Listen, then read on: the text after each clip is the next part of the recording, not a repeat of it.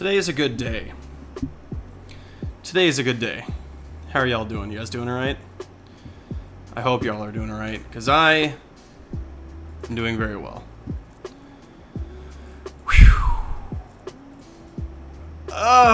First Gitz list of 4th. Let me just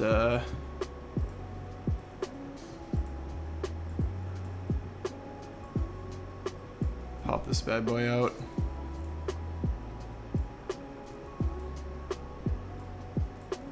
Welcome to the chat room. Okay. Okay. I wonder if this thing actually works now. See, like, this thing doesn't even work. Or maybe it's Twitch that's wrong.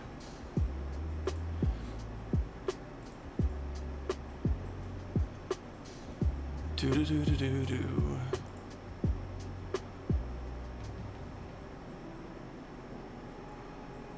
Oh, I gotta finish my Iron Jaws lists from yesterday too, but I'll do that after I do Gitz.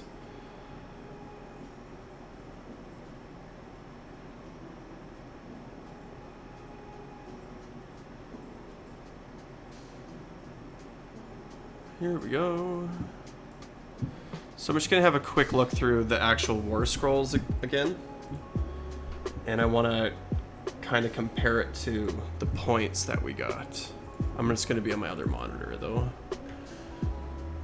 Okay, so the Ragnarok spiders, I'm not interested in them. Boingrot bounders, I think are really good for 120 points. Hey, good morning. Whew, got my second cup of coffee here, ready to go. So we're diving in. Just gotta get my desk maybe a little bit straightened up. That's probably a bad idea. It's probably a better idea. So Boingrot bounders I think are good. Charge +1 damage is really good.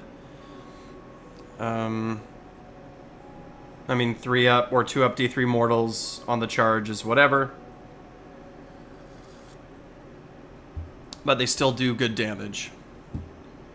Dankhold Troggoth might be is an all-star, I think.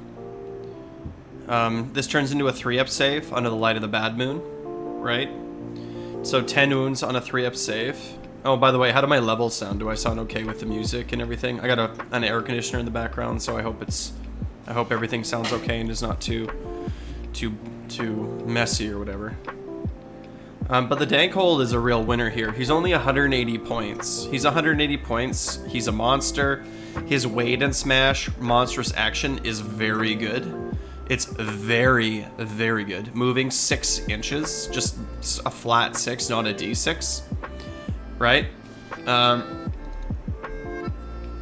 It doesn't say, like, you can pile out of combat with something and into combat with something else. So you can, like, run around the back and grab, like, foot heroes and stuff.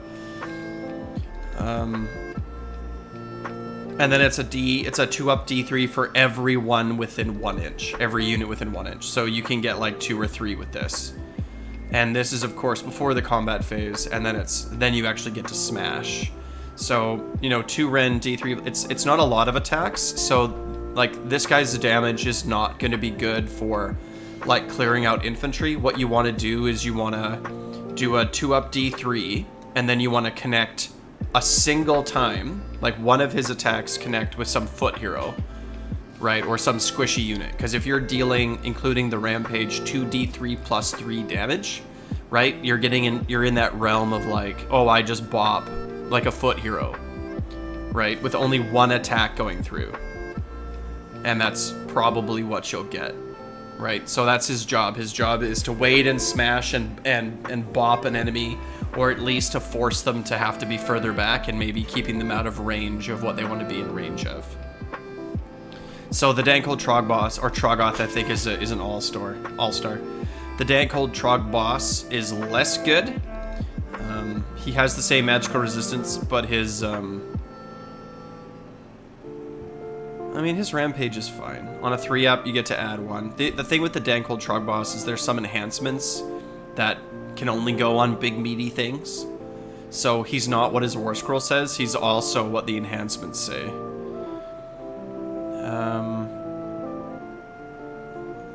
The Trug Boss, what are Fanatics priced at right now? 140? Yeah, I mean, maybe. Spore Splatta Fanatics are probably dead. Our friendly Moon Clan units.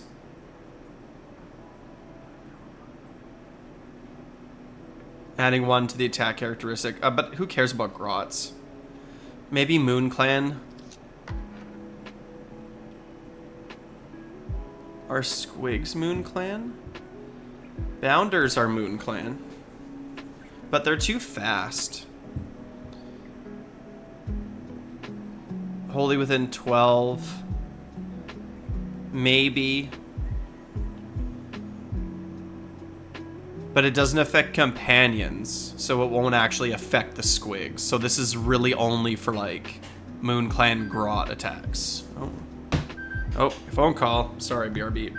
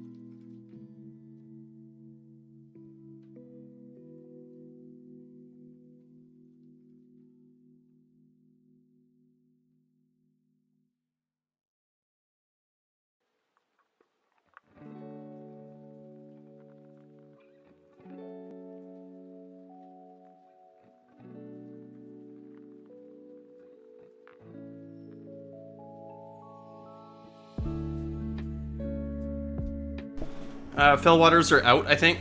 I don't think Fellwaters are playable anymore.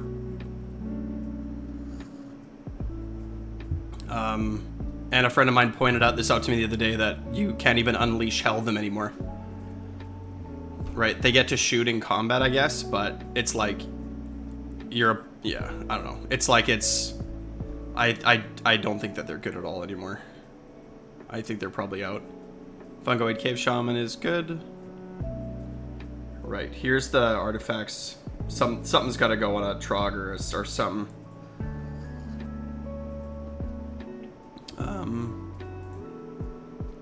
Scragrot's probably still really good. Controlling the Bad Moon is good. And the redeployability is good. Right. Kragnos, Lord Croak.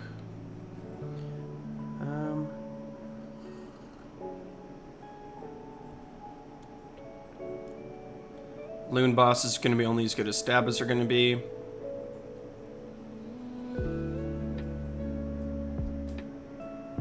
Like, you're throwing so many dice at Stabbas.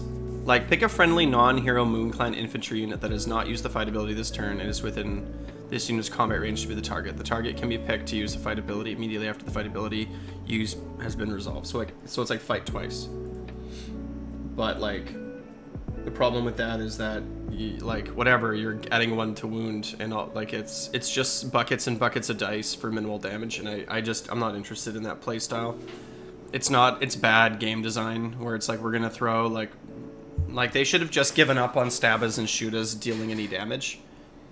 Right? They should have just given up on it, and they should have just made the Loon Boss like make the Stabbas move better. because that's kind of what they're going for, right? Or like make them a little bit tankier, right? Something like this, but it's just not going to do anything. The Loon Boss on Giant Cave Squig is good. We did the math, right? He fights with cavalry, he fights with bounders and gives them add 1 to the hit rolls, and they're hitting on 4s. So he's like a free all-out attack with like a reinforced unit of bounders, so that's pretty good. I haven't actually seen the Hopper's War Scroll, but if I can see that, Boingrot bounders are 120 and Hoppers are 170. I know they're 10, so maybe. Anyone got a Boingrot bounders War Scroll? Gonna ask here.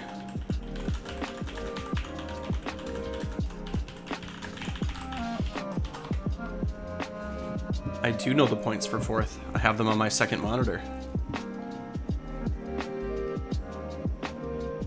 They are good. If you'd like, I can just... I mean, it's kind of everywhere. You can find it everywhere. But if you message me on Discord, I can just send it to you. I just have a screenshot of it. Loon Boss on Mangler Squig. Okay, so here's one I'm interested in looking at. 5-up save is pretty bad. D6 plus 8 is whatever. 14 health is fine.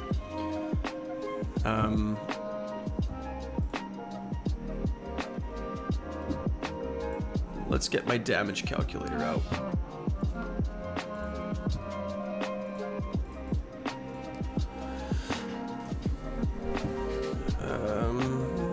Gitz stats. Herd Loon Boss. Loon Boss Squig. I think I did it already. Like, the profiles are just so bad. It's like forced to hit. Someone just sent me this. Oh, this is everything. This is better than the other thing that I have.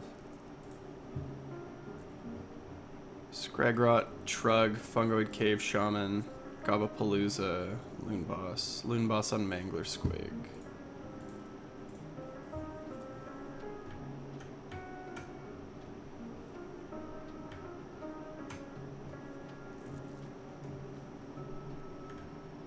So the Loon Boss on Mangler Squig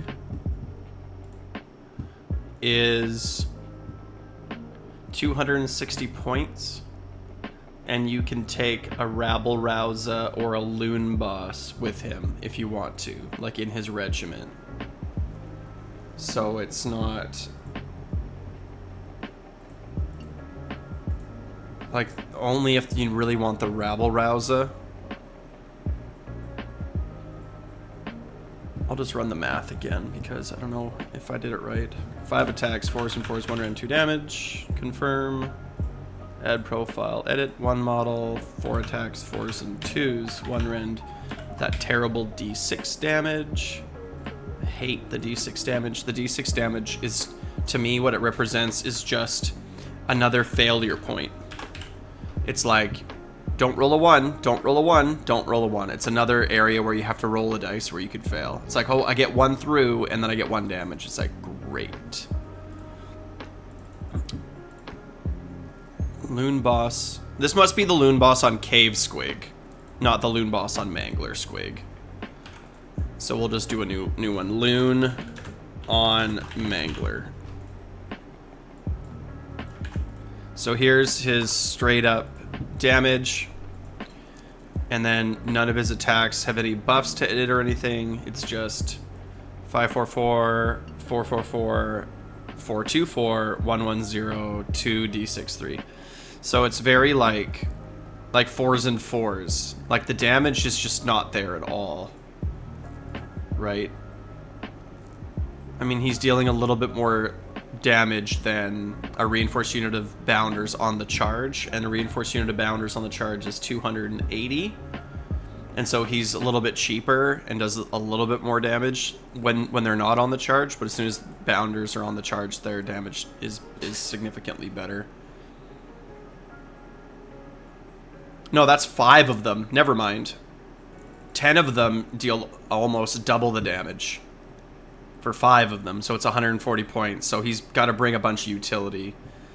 While this unit has 10 or more damage points, the attack characteristic of Huge Fangfield Gob is 6. So that this bad attack gets more attacks if he's hurt. Who cares?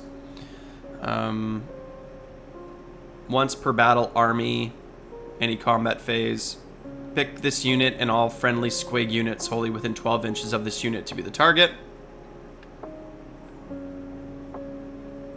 Add a 1 to rune rolls for the targets. Right.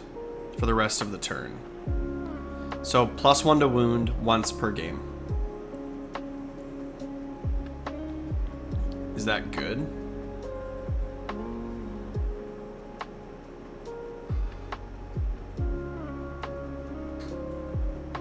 I mean, it makes the poke and lances hit on 3s.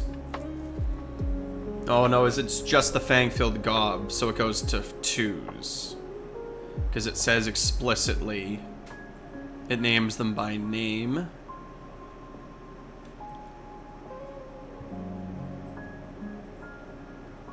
Once, for 1 turn, they get +1 to wound. Maybe. Maybe. This might be the only option you can do for squigs. Passive, watch out. If this unit is destroyed before moving it from play, roll a die for each enemy unit within this unit's combat range. On a 4-up, inflict D3 mortal wounds. Okay, Curse Splat, it's its rampage. If this unit charged this phase, pick an enemy within 1 inch which would be the target. Roll a dice for each model in that target to a maximum of 10 for each 4-up. Okay. So it's going to deal 5 mortal wounds against like units of 10. Which is actually pretty good. And then in the combat phase, it can dip. We talked about the Moon Boss already. Squig Boss. Squig Boss is relevant here. Squig Boss is 110 points. Are you winning, son? I hope so. Thanks for the first time chat. He can bring a Rabble Rouser or a Loon Boss with him in his regiment. That's pretty good. Any Moon Clan. So it's probably any Squigs. No Trogs, no Spiders. But Squigs are Moon Clan.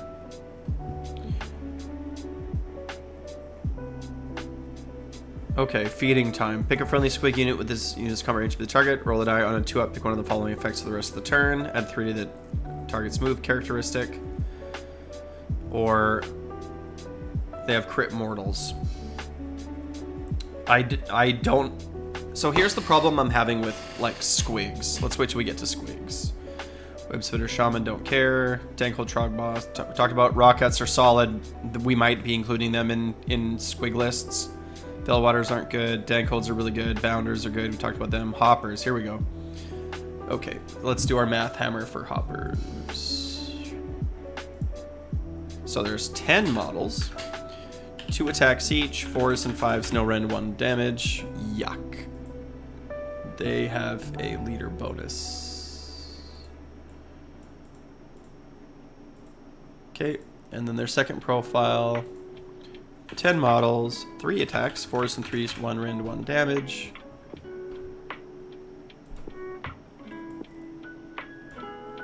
So hoppers, I almost need to have different ones for different Gitz. Okay, and then if they get to, I can't remember what it's called. Is it called Squigalanche? I'm just gonna call it the Jaws of Mort because that's what I know it as. So their damage goes up actually quite a bit. This is on the charge. And I think the boss that they fight with,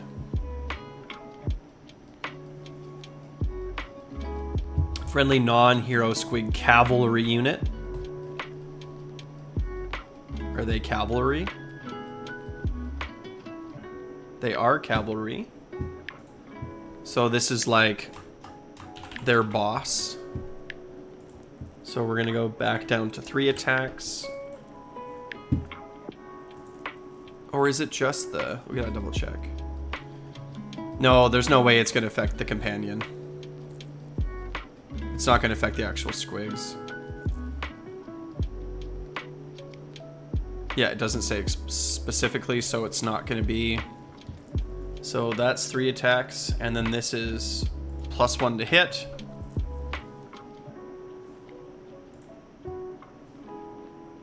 Oh, that's the wrong profile. I was gonna say, that's different. So there are 3s to hit and 5s to wound.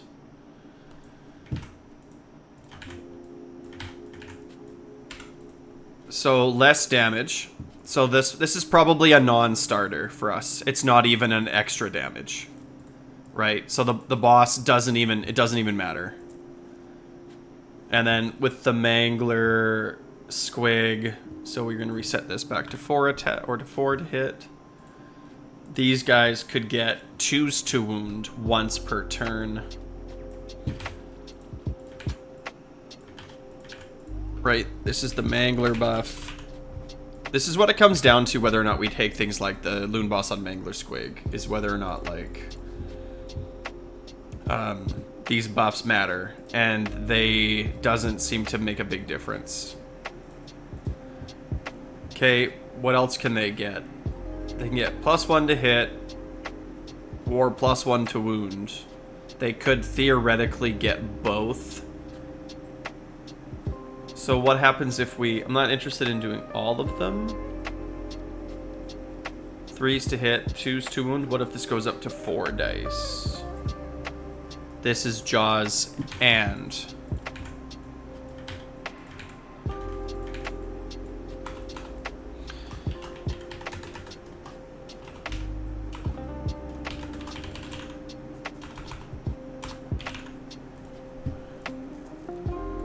So it's like... They're just not cutting it. The Mangler's only once per game. So it's like, what are they? I think I gotta put the points on this monitor.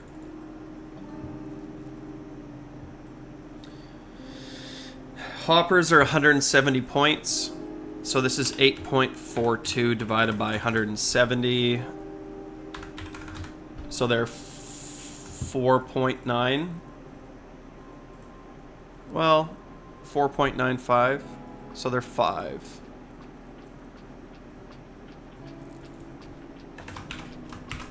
Oops.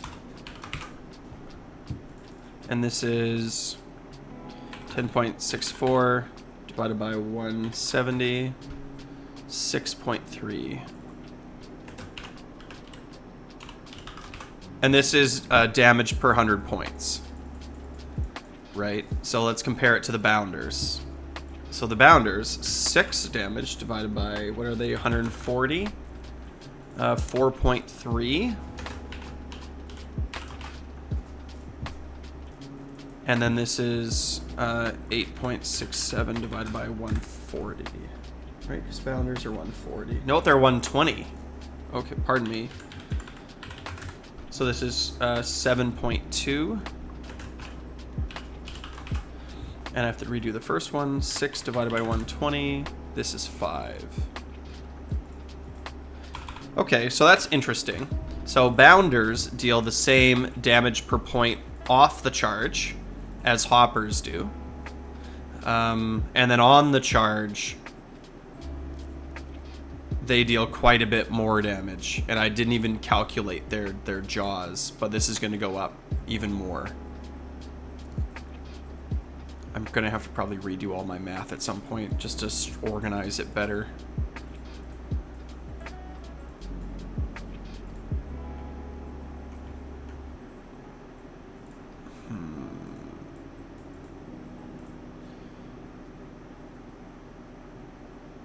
So the only advantage that Hoppers have is that they're more feet. They're more feet for cheaper. Because you're getting 10 feet for 170 as opposed to 10 feet for 240. That's the only advantage that they have. So if you're feeling short on actual feet on objectives, then hoppers are going to be better. But that's the only reason. They're not going to deal as much damage, not even close. They move quicker. Let's see. Okay, that's fair. D6 plus 8. D6 plus 6. They do. They do move faster.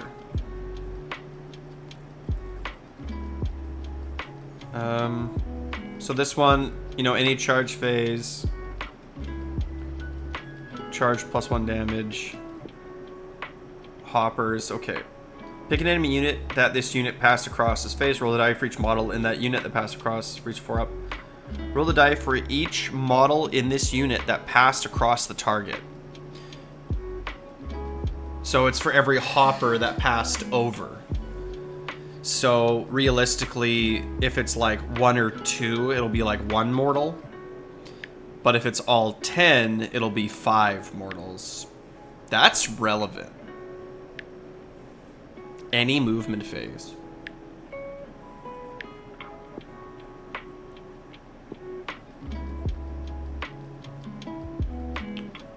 Any movement phase. I guess technically you could redeploy, but that's not likely to, like, redeploy probably won't do anything. Right, you can't redeploy in combat, so they gotta be outside of 3, so you need to roll like no, that's not gonna work. It's basically your movement phase. I can't think of a reason why it would work in your enemy's hero phase. But still, like, they're pretty fast. 8 movement plus D6 is faster than most. And if they're under the light of the bad moon, you can re-roll that D6. So they are faster.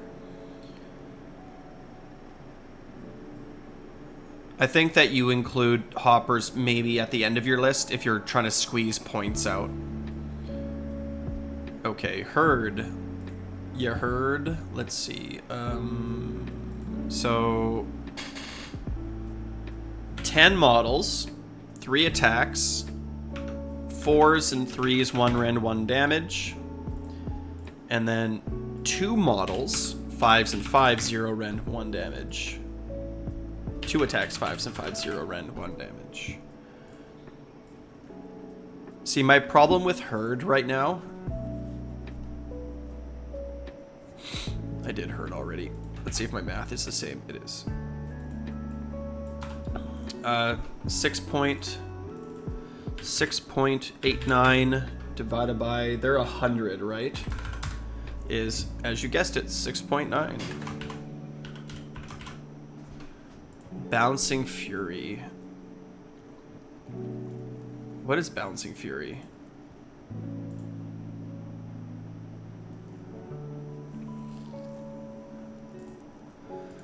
My problem with squigs right now is that they're very, very slow. Right? They're very, very slow, and they're just gonna die. Right? They have 12 wounds, which is very low. Right? So they have... I haven't seen anything in Gitz that says strike first. The herder ability is a lot weaker, right? When they had like 2 wounds and a 5-up ward, the herder ability was broken. It's like you're not busting a double reinforced unit of herd. Like, you're not breaking through this. And then with 6 herders, I'm gonna get an average of 5, or I'm gonna get an average of 10 models back, which is 20 wounds on a 5-up ward.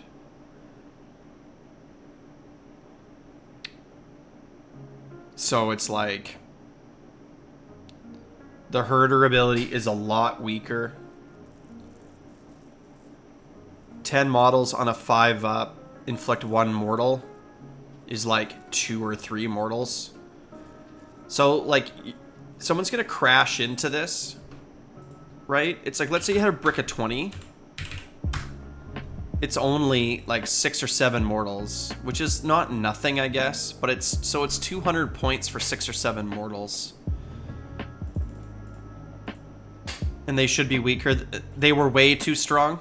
right? They were way too strong before, no doubt in my mind. Like, they absolutely were. They were unfair. They shouldn't have been 2 health on 25mm base, right? They are a lot cheaper now, but here's the problem that I'm seeing with them. Like, what's their role? What do they do? They don't take objectives. They only will deal their damage on your turn, right? Because if they get charged and your opponent gets to attack you first, they're just gonna wipe the unit, right? Like, if we were to take, like, let's even take a pretty mediocre unit, Hoppers, right? Hoppers, not with no buffs, not the Squigalanche, none of those things, will deal 13 damage to them, which is their unit. It's the whole unit. They're toast. So a mediocre cavalry unit, right, is faster than Herd, is going to position themselves better at Herd, and then they're going to pounce in and smash Herd, and then they're toast. It's like they're a cheap screen. And I think that's all that they are. They're the cheapest screen in the book. Right? But they're not even. They're the cheapest screen in the book. They're cheaper than Spider Riders. Not even that good at that anymore. Well, the only thing I think that they're good at is if you're fighting against another cheap screen. If you're fighting against another cheap screen. They can't get to anything to screen, that's right. Because they're either like 4 or 9-inch move. So even with the reroll, it's like they're just so slow. Like, if they were a 5-inch move, let's say, would they be a good screen? I don't know, but there's no synergy with Squigs anymore. Right? The Herders don't synergize. The Squigs Gone Wild is fine. Right? But I don't think you want to reinforce this unit. I think if you reinforce this unit, you're just making the problem even worse.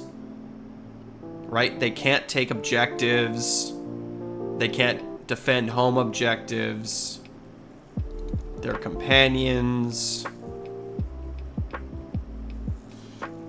And, like, because they're just kind of not, like, good or interesting, and because there's no, like, strike first, it's not like you can, like, throw a bunch of squigs into an annoying position, and then your opponent charges in and you're gonna get to deal your damage anyway. Like, the Squigs Gone Wild, like I said, it's like if you have 20 of them, for a 5-up is only 6-7 mortals. But that's if they're reinforced. That's 200 points worth. If it's only 1, it's only going to be like, you know, 3 or 4, or 3 mortals. So for 100 of them, they're going to deal 3 mortal wounds. So it's like, I don't feel like they're worth putting buffs into at all. Because there's no value, and they're just going to die. Right? They need to be way faster.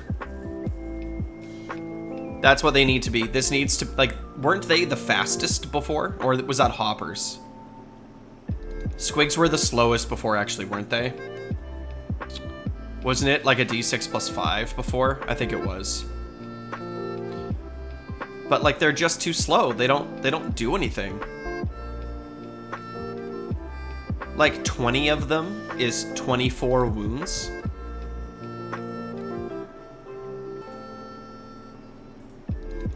A unit of reinforced bounders on the charge one-shots them.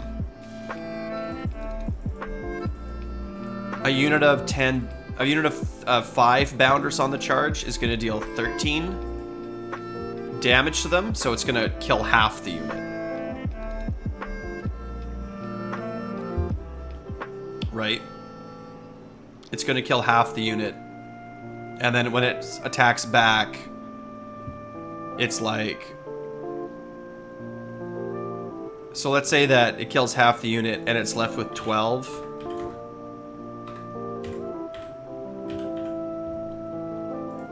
.167. It's going to deal 6 mortal wounds if you buff them. Just take bounders for 20 more points for double the value. Exactly.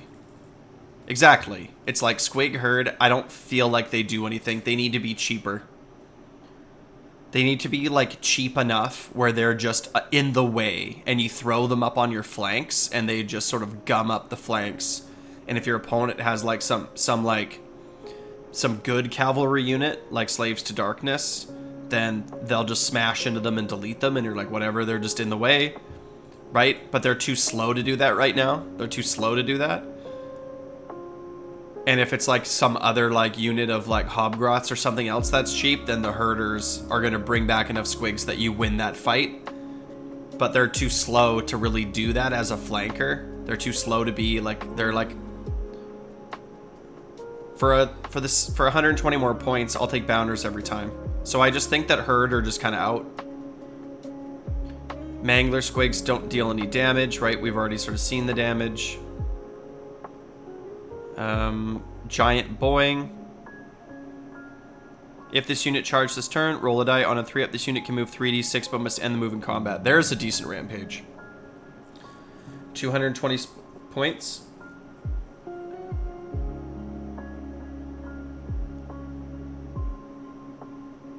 If this unit is destroyed before moving it from play, right, so you throw this into your opponent's line, and then it just kind of like blows up on them. Let's just run the numbers here really quick. So 1 model, 4 attacks, 4s and 5 0 rend 1 damage. Let's see, 1 model, 4 attacks, 4s and 2s, 1 rend, d6 damage. There's that terrible d6 damage profile again. 4 attacks, 4s and 4s, 0 rend, d3 damage. 4 attacks, 4s and 4s. Bam.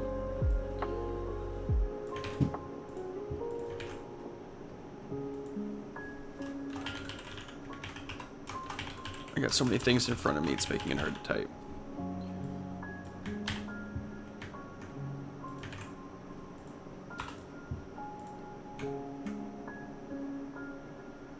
So a little bit less damage than the Moon Boss on Mangler. And then 5.22 divided by, what is he, 220? 2.4. So it's like quite low. His damage isn't high enough. They are basically screens for your pack. Avoid drop in your back reserves. Yeah, but they don't even do that as good as other units, right? Like if they're back screens, Bounders are better as back screens for 20 more points, right? They're faster, they hit harder, right?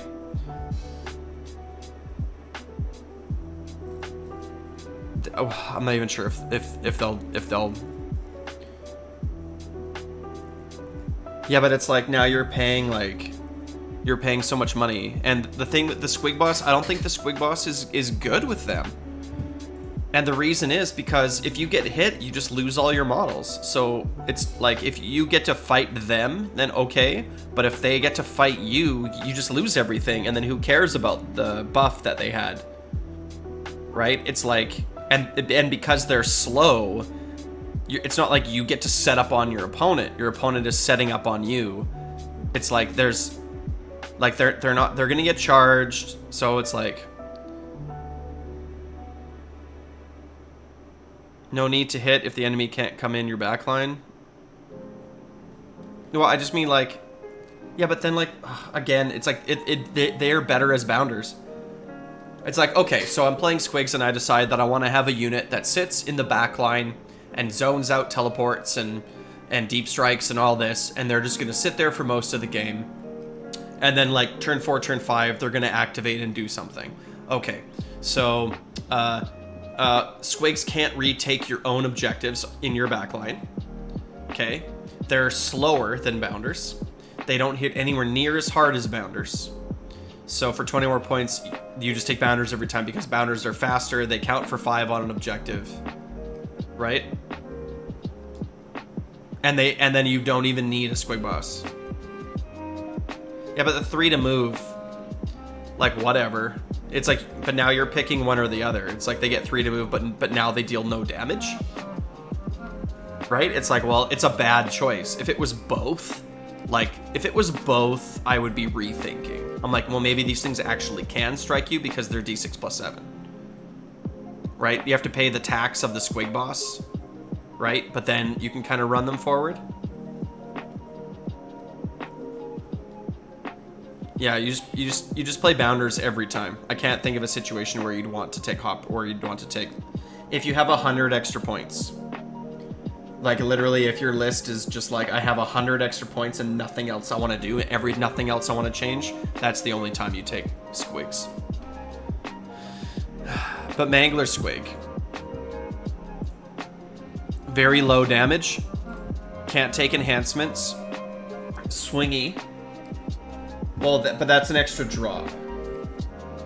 And right, it's an extra drop. So that's kind of the... Well, exactly. And if you're okay with an extra drop, you still don't take Squigs.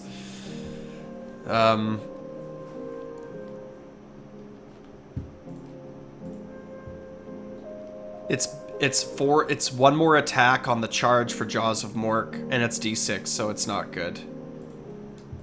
The damage is so low, 5.2 damage per 100 points, and it's gonna run off. Like, its Rampage is cool, like on a 3-up it moves 3d6, and it flies, and it bounces over things, and it ends up in their squishies, but it doesn't even deal enough damage to, like, pick off their squishy units. Right, like, 6 damage, 7 damage, but it's swingy, right? So it's unreliable. Because of this D6. So it's like on a 3-up it'll go, but on a 1 or a 2 it's not. 14 wounds on a 5-up save. I don't think it's good. Seriously, I'm looking at Squigs and I'm like, Bounders spam? Let's say you wanted mostly Boingrot Bounders. Well, you can take 6 reinforced units.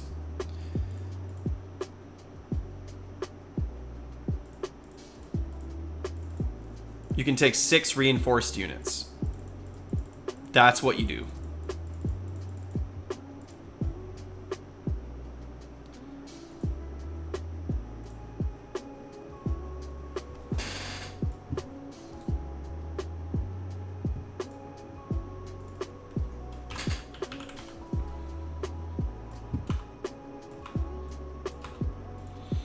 So it's like you take the Loon Boss on Cave Squig, right? Bounders times 10 for 240. Loon Boss on Giant Cave Squig is 130. And then he can at least take this many.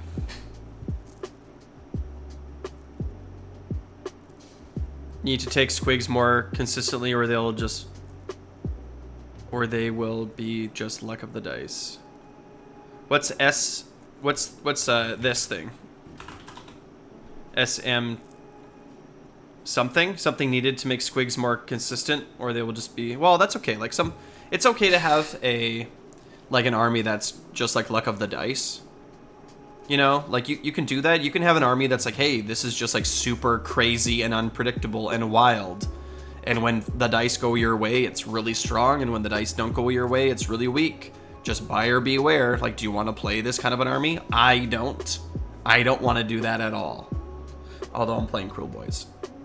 It kind of does fit the Squigs, right? It's like you just have Squigs running all over the place and you never know what's going to happen. It's chaos on the battlefield.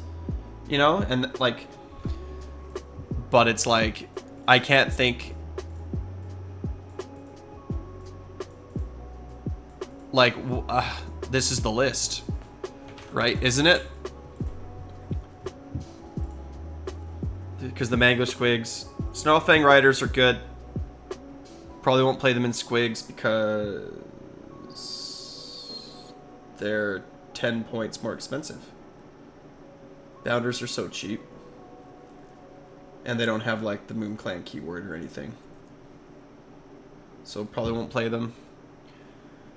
Sneaky Snufflers. Not in combat. Wholly within 12. So at the same distance before. Roll a die, add 1 to the roll. This unit is under the light of the bad moon. On a 3-up, 5-up board. So +1 to the attack characteristic. Is this basically exactly the same as it was before? It is, right?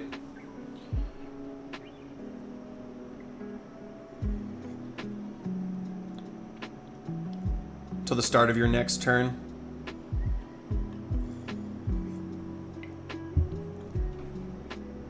But it's not good for the big guys. Banners with buffs, yep. I'm just wondering if this buff is worth it. Sneaky Snufflers, 140 points. These guys are okay. But I don't think they're super good in Squigs because they, Squigs move too much. I almost feel like Snufflers is like you take it in Moon Clan. Like if you wanted to do like Grots, you could like give a reinforced unit, so that's 40 Stabas. Well, kind of. That's when Squigs were... Oh, sorry. But to even need to? He's so many points. Maybe. Snufflers, I don't think are going to be good, like, with whatever. They used to be good with Herd, right? Because they were just 2 wounds. But now at 1 wound, it's significantly worse. Everything about them is worse. So it's like...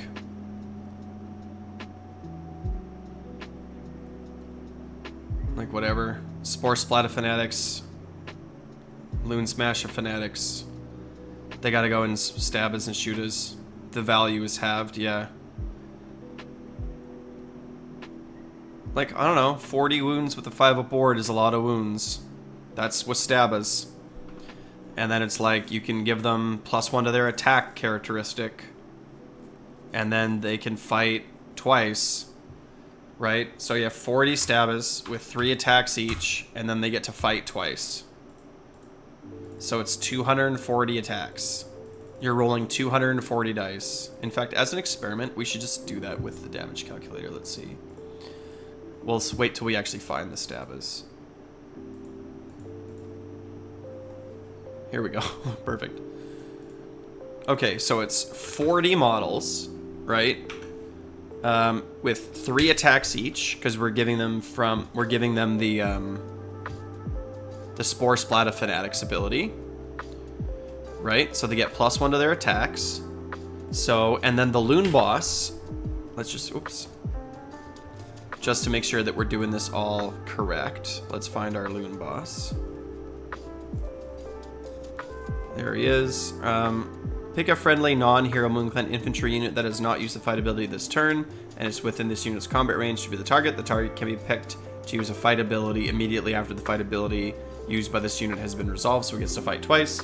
So that puts us up to 6 attacks per model. Okay, whatever. 4s to hit, 5s to wound, 0 rend, 1 damage. Let's say that we're also going to give them all out attack, because we're just all in. And then didn't something else give +1 to wound? Nothing I can... Okay, I mean, it's a lot of dice. It's a lot of damage, actually.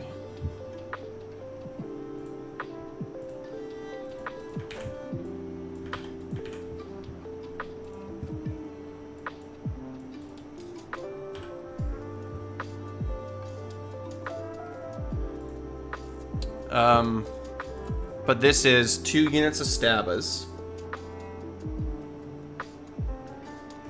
Fanatics. Stabas. And a Loon Boss.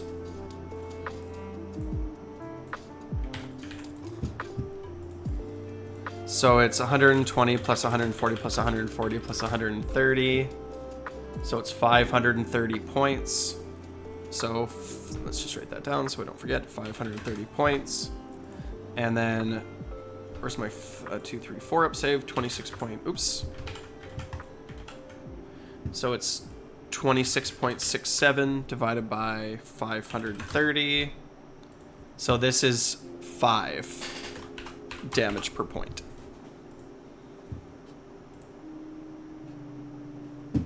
It lets them fight twice, like, next. It's like, so in the combat phase, if it's your turn, you have your Loon Boss within 3 of your Stabas, and you say, the next time the Stabas fight, they fight twice. And then you do the rest of your abilities, and then your opponent does their abilities, and then it's your turn again, and you pick the Stabas to fight, and then they fight.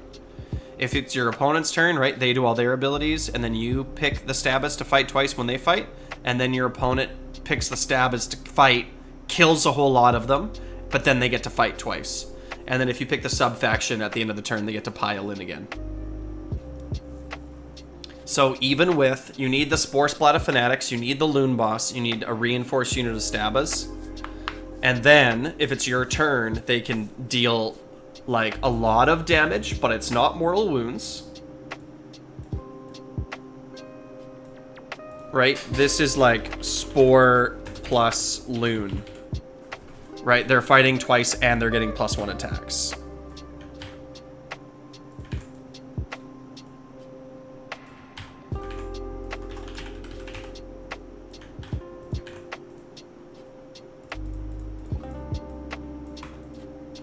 Right? And all out attack.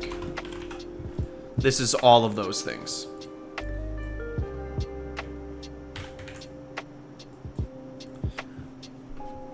Doesn't interest me at all. I'm not rolling that many dice. I'm not rolling 240 dice.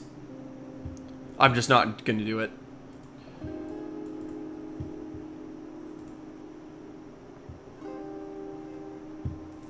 And then as soon as you don't have one of those pieces, it's like they get bad. Have you counted the Loon Boss +1 to wound? Probably not.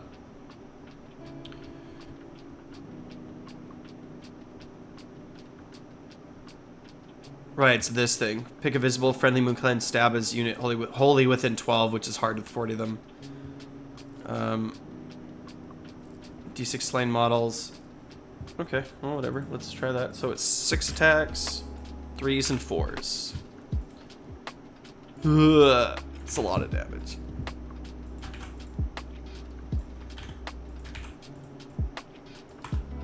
So this is Loon, all-out attack, and Spore. I mean, it does a lot of damage. It's still 240 dice. Don't you enjoy to carry a bucket with you? Well, what you would end up doing is you'd end up doing it in, like, batches. But, like, it is a lot of damage, but you need all the parts. You need all-out attack and 2 other units to be there, and they're slow. So you don't, like, you want to be teleporting them. Like, Stabas before were just cheap screens. I guess the new best, cheapest screen is now Herd. Because Stabas are more expensive. And they can't string out end to end anymore. So they're like a row of 10, Herd are a row of 6.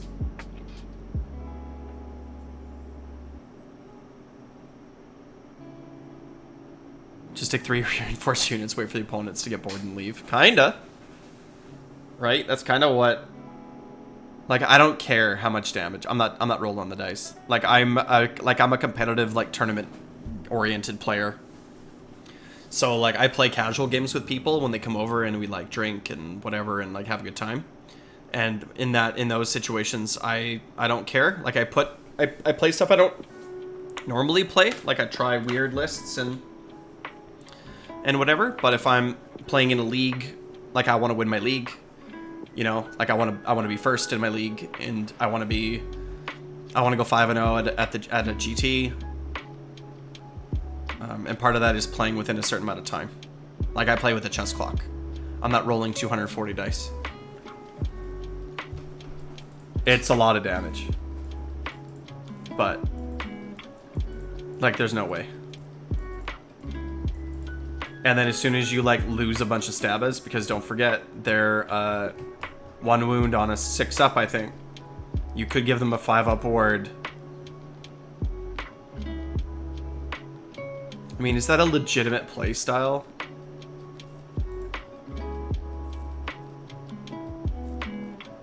Is it like a list that I should write anyway?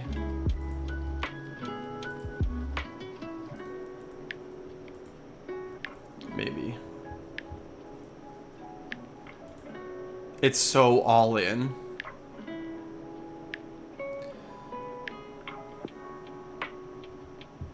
It's like if anything doesn't go your way, it's bad.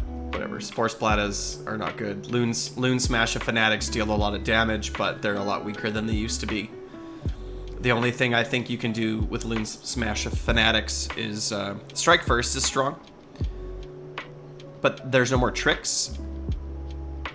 Right? You have to set them up wholly within 6 and outside of 9 of the enemy, so there's no more tricks. You used to be able to set them up outside of 3. So it's like, now it's like you can teleport a unit of Stabas and then dump out 3 Loon Smash of Fanatics. And be like, take one of their objectives and be like, well, I have like these like 2 units of Strike First dudes. Can you just reinforce it? I don't know if there's a point. I guess you can reinforce it. 280 points, 10 Loon Smash of Fanatics, Strike First. You teleport maybe Shootas or maybe Stabas. You teleport them, whatever, like to a spot. Well, no, you don't need the Stabas to screen. The Stabas are going to cap an objective, and the Fanatics are going to be the screen. Because they have Strike First. So they just, like, move out. Right? Because it says, set up this unit anywhere on the battlefield wholly within 6 inches of this target, and you can do it in any movement phase, so I think you can just dump them all out. Like, if you had, like, 4 Loon Smash of Fanatics in your list, right? You could just put them all on the table outside of Stabas in any movement phase. But probably your movement phase. Like I said, it's going to be like teleport them and then dump out Fanatics. That's the only play. It's like, here's a weird... I have a weird forward setup position now on one of your objectives. And the Fanatics are just coming in. But not this turn. It's like they are like... It's like you put a brick out there and then you receive. You tell your opponent, yeah, these guys all have Strike First, and they actually deal some pretty good damage. Did I do the Fanatics already?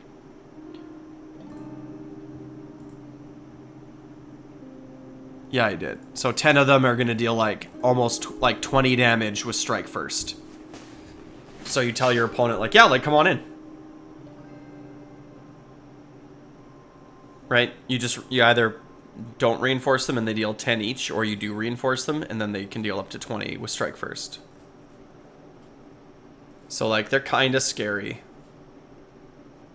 So if you... Yeah. I don't think we'll play them in Squigs. I don't think we'll play them in Trolls, but they are an option. We'll see. Maybe we'll try to fit it in a list. Shootas. Yeah, whatever. They're just bad. Spider Riders are probably too expensive. No Rend. It's just not going to be enough. What are they to? Spider Riders, 110 for 5. I mean, let's do the math.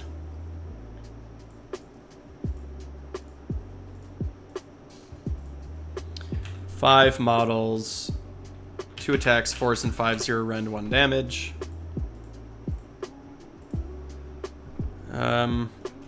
5 models, 2 attacks, 4s and 4s, no rend, 1 damage, but crit mortals.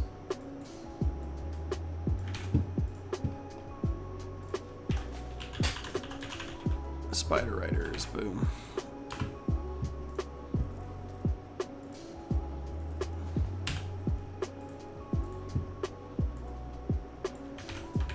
And this is Under the Light of the Bad Moon.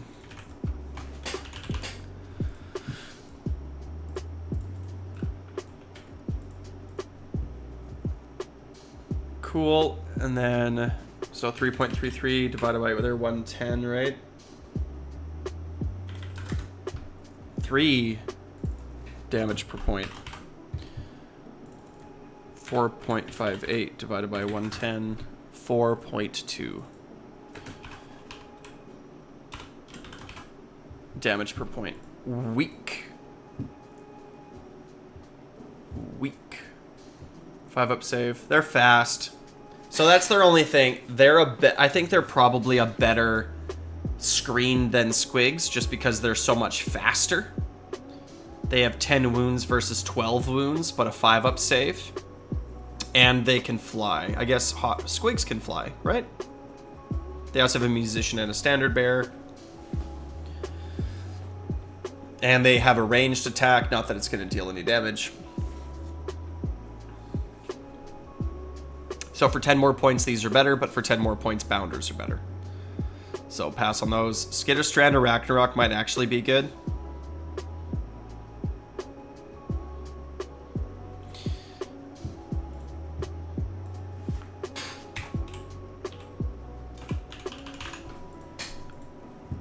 I think Skitterstrand or Ragnarok's worth considering. Let's have a look at some math.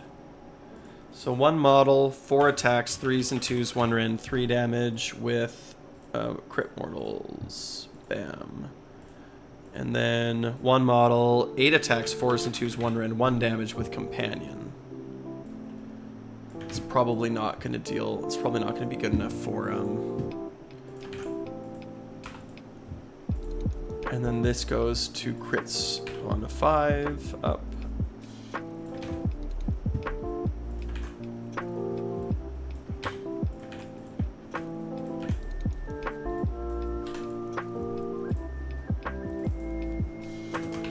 And then what's its cost here? 6.22 divided by Skitterstrand and Ragnarok. 250. Ugh. Ugh. 2.5 damage per point. 5.78 divided by 250. 2.3 damage per point. That doesn't make sense. Something's wrong here.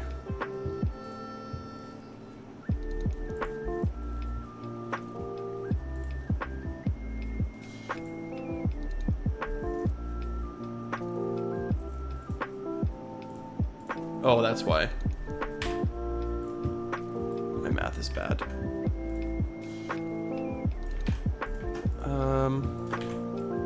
So that's what it is. And then this is what this is.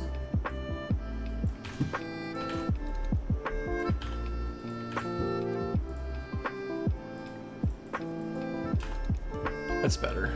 It's probably still not enough damage though. 7.56 divided by 250. 3 is really low. And 8.44 divided by 250 is 3.4, which is still too low. So they need to have a lot of utility. Wall crawler can fly, battle damaged, whatever. It can be set up in reserve or whatever. Okay, Rampage. If this unit charged this turn, roll a die. On a 3-up, this unit can move 2d6. It can pass the combat ranges of enemy units and can pass through models in enemy infantry units, but it must end the move in combat. Then pick an enemy infantry unit, pass across, pick 1. So it can move 2d6. It's a pretty decent Rampage. Anything that lets you move is good. He's a lot of points. The thing about him that's cool is that you can deploy him in your enemy's movement phase.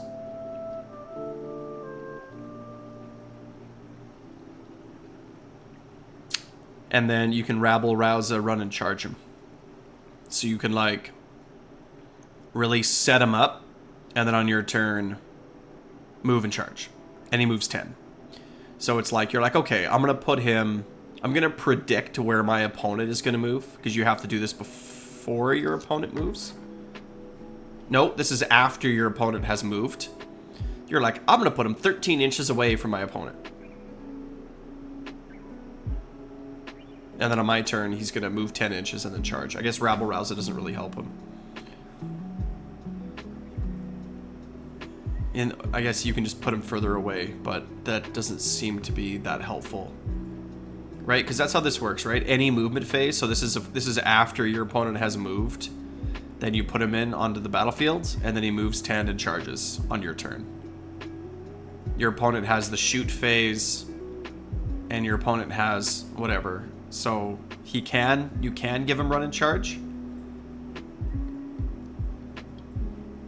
He's too expensive. He's also a huge base, and he doesn't deal that much damage. He's probably a pass. It's just his points. He's too expensive. Arachnarch spiders, skipping them. Cragnos, skipping it. That's it. So, like, what did we come to for Gitz? Let's write some lists.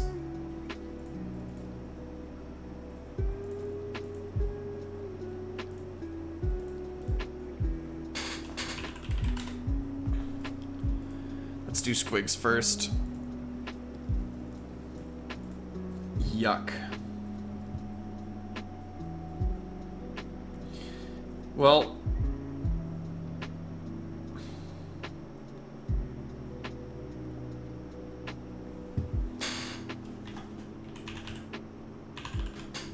what if we took Scragrot?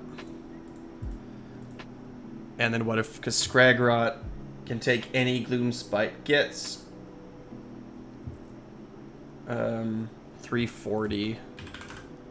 340, and then Scragrot is 220.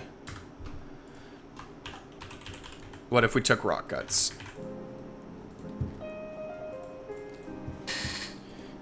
What if we took Loon Boss on Cave Squig?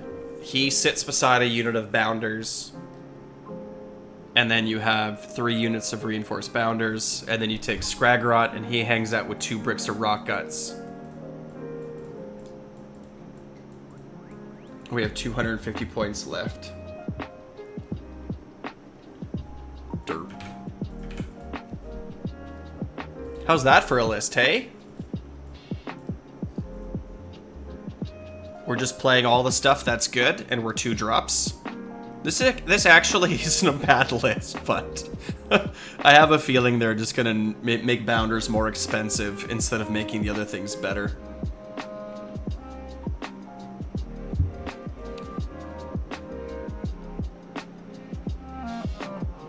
Bounders are just the best. Scragrot's gonna let us control the light of the Bad Moon. And then let's see what we take for enhancements.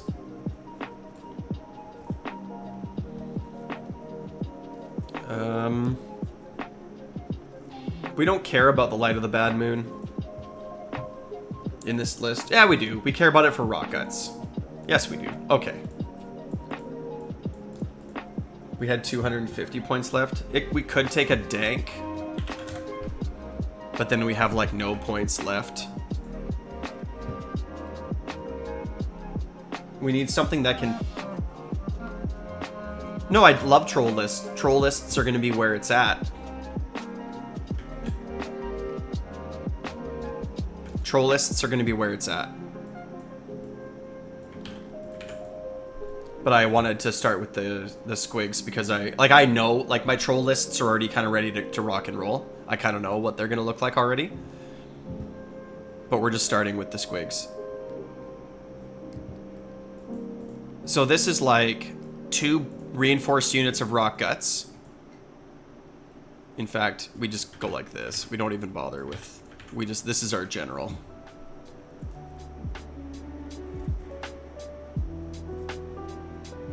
I had an FD that's how everyone's feeling right now, so you're not alone. Everyone feels like their list building is limited and tough.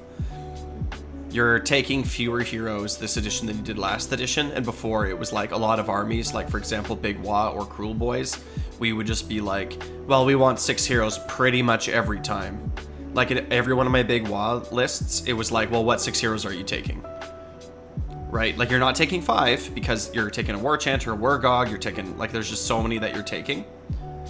And now it's like everyone's like, well, if you take 5 heroes, you can't even really make sense. It's everywhere. People are struggling with their list building right now. Yeah. And you can't even put your units in the ships anymore. But I think if you're playing squigs, I think you start with 3 units of Reinforced Bounders and a Loon Boss on Cave Squig. I think that's what you do. And then enhancements. We're taking Squigalanche.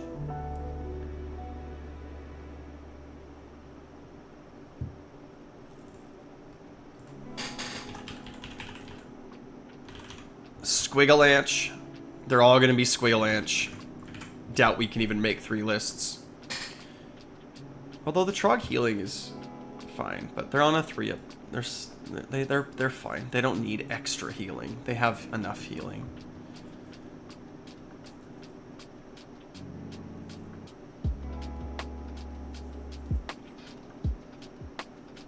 I don't think I care about the rally. 3d6 is only 1 extra model, maybe 2. It's like 1.75 extra models when you spend a command point to rally, and I don't think that's good. This unit has Wizard 1.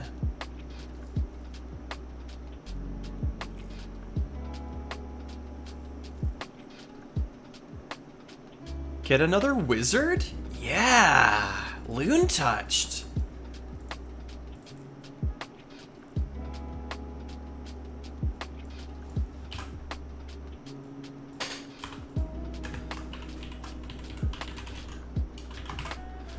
And I think they take, you don't have to pick early, but I think you're taking priority target with the unit that they're going to be connected to a unit. And so that unit has priority target. And then you have this like +1 to hit, +1 to wound, and then this, when they charge in, they get an additional +1 to hit. That doesn't work, right? It maxes at +1. But it's still probably the choice, because they're getting +1 to wound at least. The rend stacks, so you might take the rend. But they're definitely charging, so you're not taking bodyguard or anything. And then Loon touched is the only one I think you take. Right, you don't care about the rally. Fight Another Day is actually good, I think. So you charge in.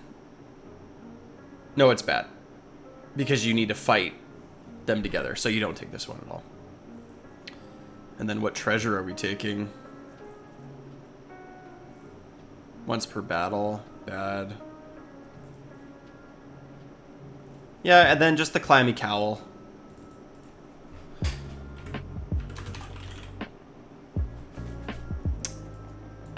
That's a list. Right? That's a list. How many bounders can we fit in a list?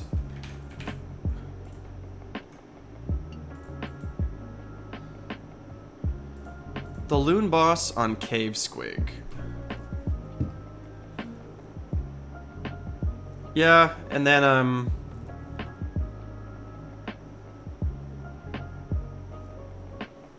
if he's a Wizard 1, he can teleport himself or bounders.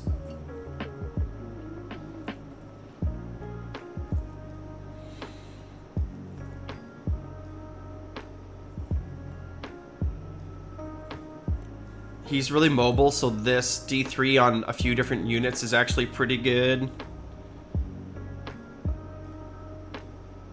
And then Sneaky Distraction's actually pretty good.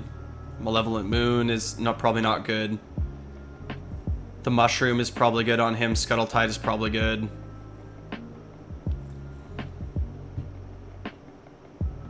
You don't care about the Moon.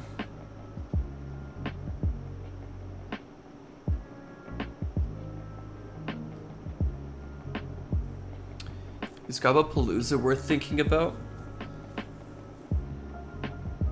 On a 3-up, pick one of the following.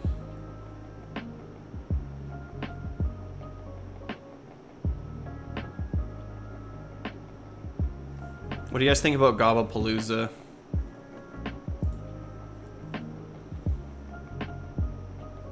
I feel like the fact that it's only your hero phase and it's a 3-up, like, it's gonna fail a third of the time. It's gonna fail when you need it. So, I think it's out.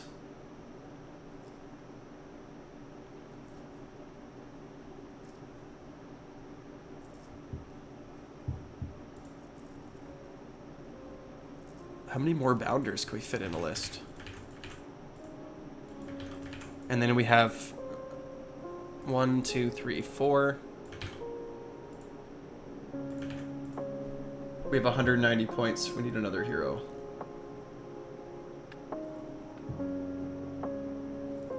Another one? Oh no, Scragrot has to be the general. If we take him.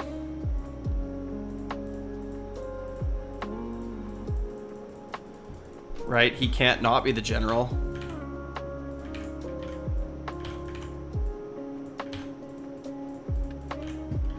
So we get no enhancements.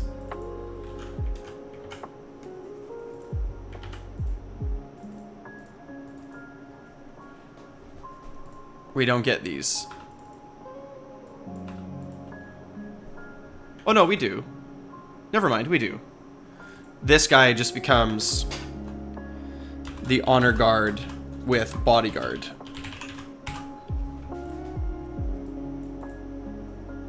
So it's like you're gonna hand a Gorka unit to Rock Guts somewhere else on the map, or you're gonna like position them somewhere else on the map, and then you're gonna have Scragrot with his honor guard bodyguard of Rock Guts. And then 40 bounders running all over the battlefield.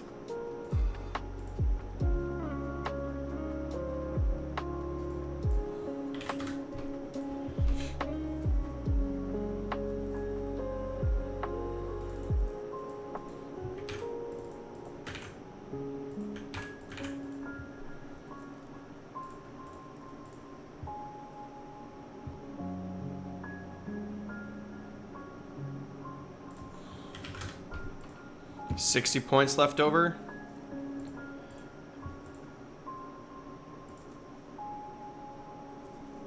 What are those? 170?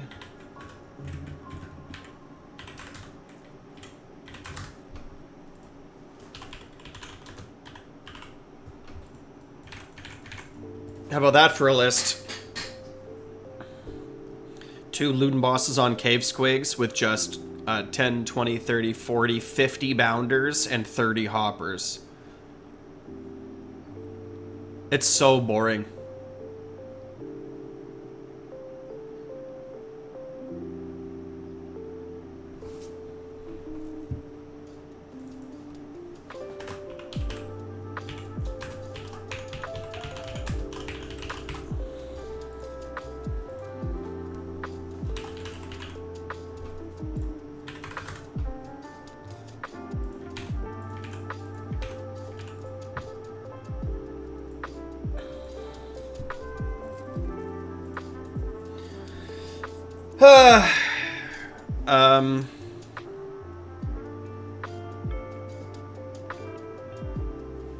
So what if we did something like this?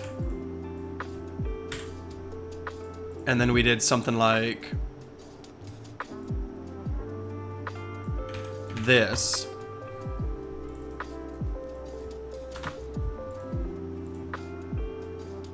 Okay, so if we take 2 units of Rock Guts and Scragrots, let's go for a 3-drop list.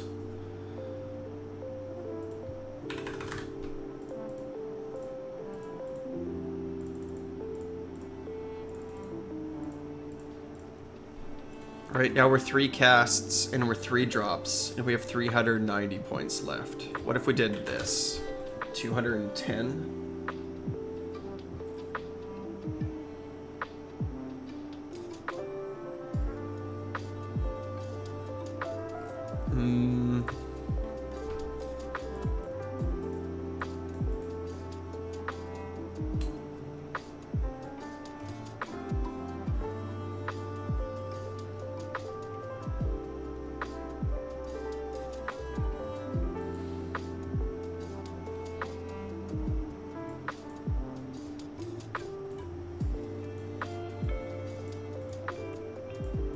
Heard, like, it's like nothing's worth playing. Hoppers are okay. Hoppers are okay. They're fast, right? They're 10 feet. Like, they're good for, like they're sort of screeny a little bit, right? Like, they screen out for bounders.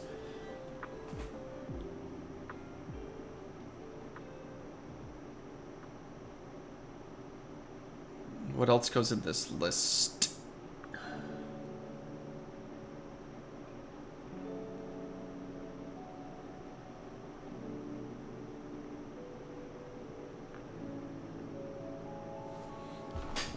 I mean, at this point, we're almost not making If I wanted to add...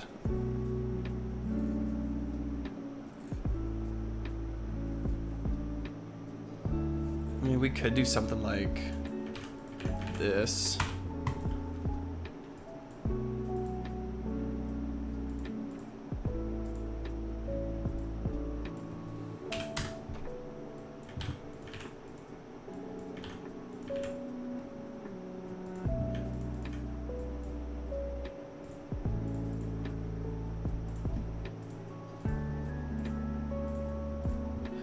Actually, these guys should probably be green because we are green skins, right? That makes sense, doesn't it? And these ones are all yellows. This is 4 drops.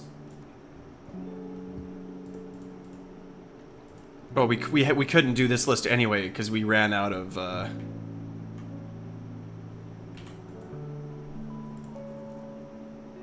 So this is 4 unit abounders, and then it's 2 fungoids.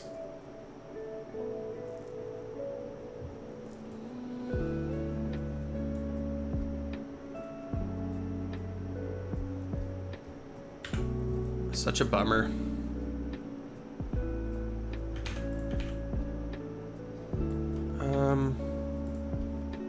What's a different list we could make? Come on, guys, help me out here. I need some help, please, please. I'm really struggling here.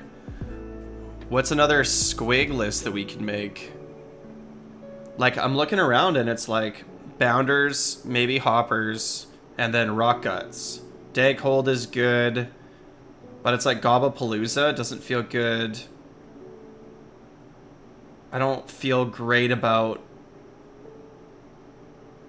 like what about... We're playing really fast, so we don't need a lot of like... We don't need a lot of anything. Like Gobapalooza and Sneaky Snufflers doesn't really fit us because we're too quick. Loon Smash of Fanatics doesn't really fit, we're too fast. We want to try to be low heroes. So it's like, in, you know, over here we're like, this is 3 casts, this is 4 casts. Well, this is 4 drops.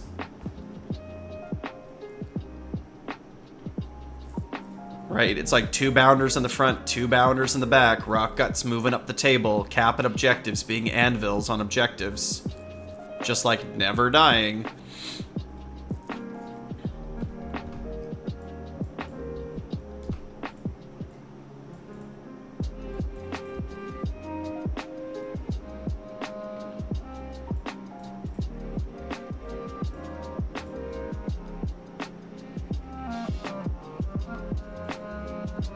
Nobody wants to help me. I don't blame them.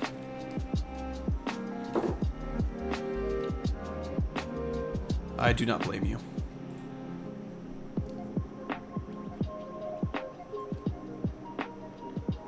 Well, what if we wanted to like copy this list, but instead not play rock guts?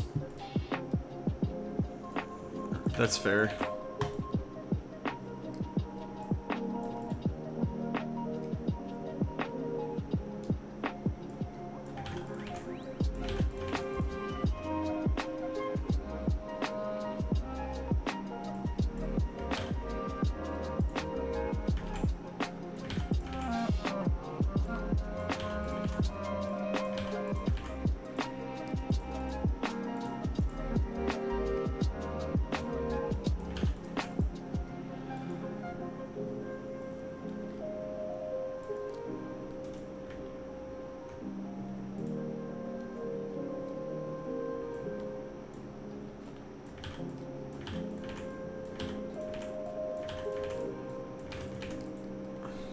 There's a list. No, this is too many.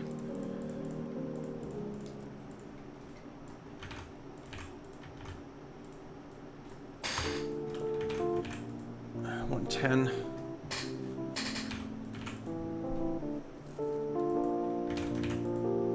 $180. Ugh.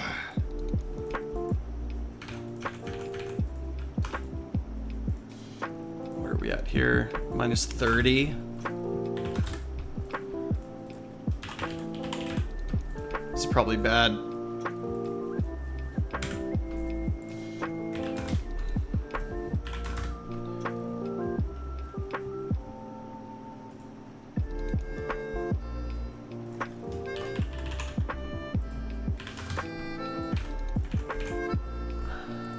support a hero.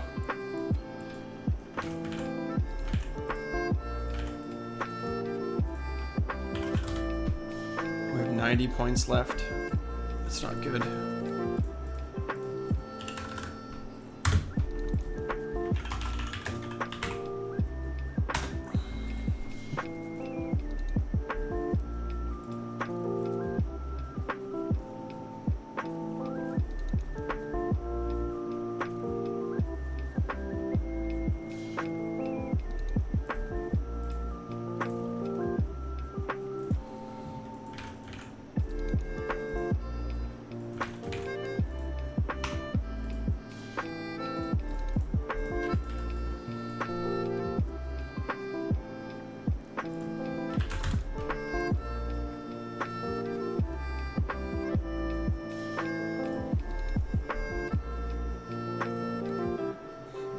It's just a bounder spam.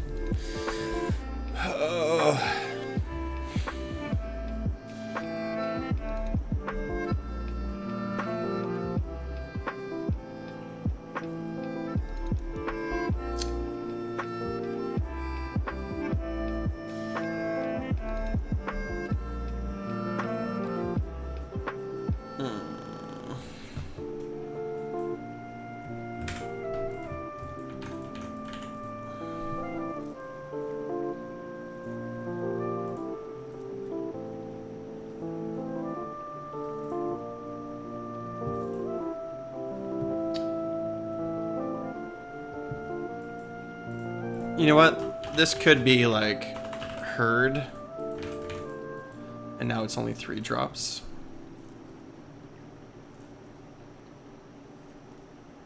Ridiculous.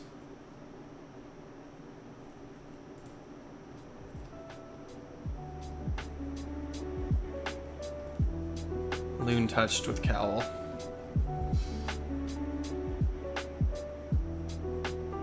Well, they did it, guys. They screwed up. They screwed up Squigs. They, you know, oh, look at my bounders spam. 40 bounders in this list, 50 bounders in this list, 60 bounders in this list. Okay. Passing on that.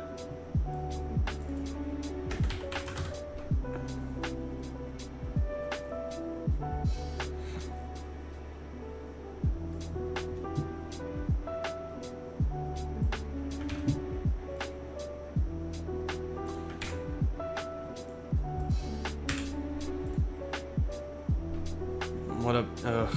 It's just... It makes me sad.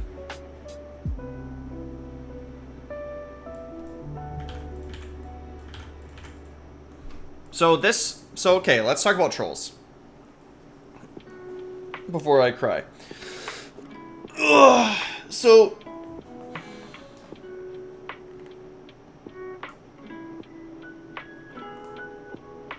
Shrug, 2x6 rock guts and a dank hold, I think is a really strong combo.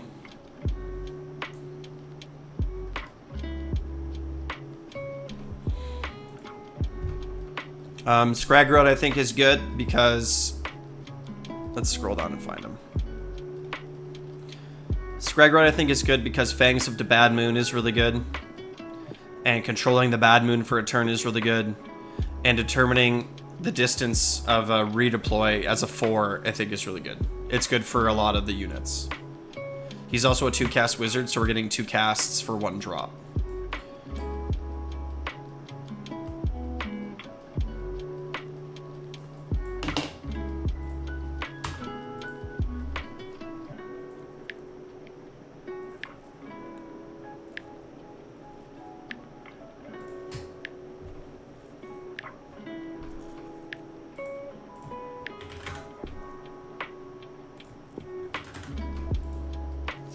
Points.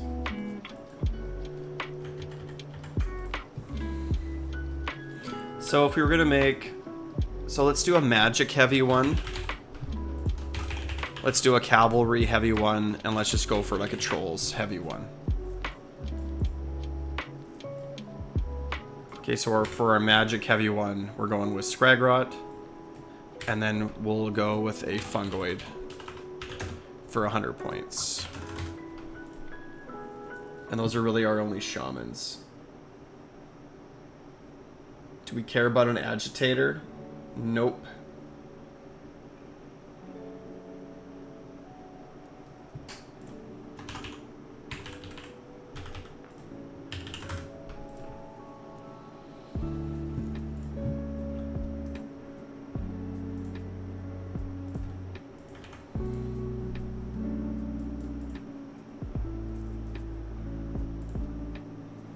So what are we missing in the magic list? This is the most we can get. We can be a 3 cast list. No more heroes. The Fungoid can get an extra cast. So we can be 4 casts. What are we missing in this list? 20 points over.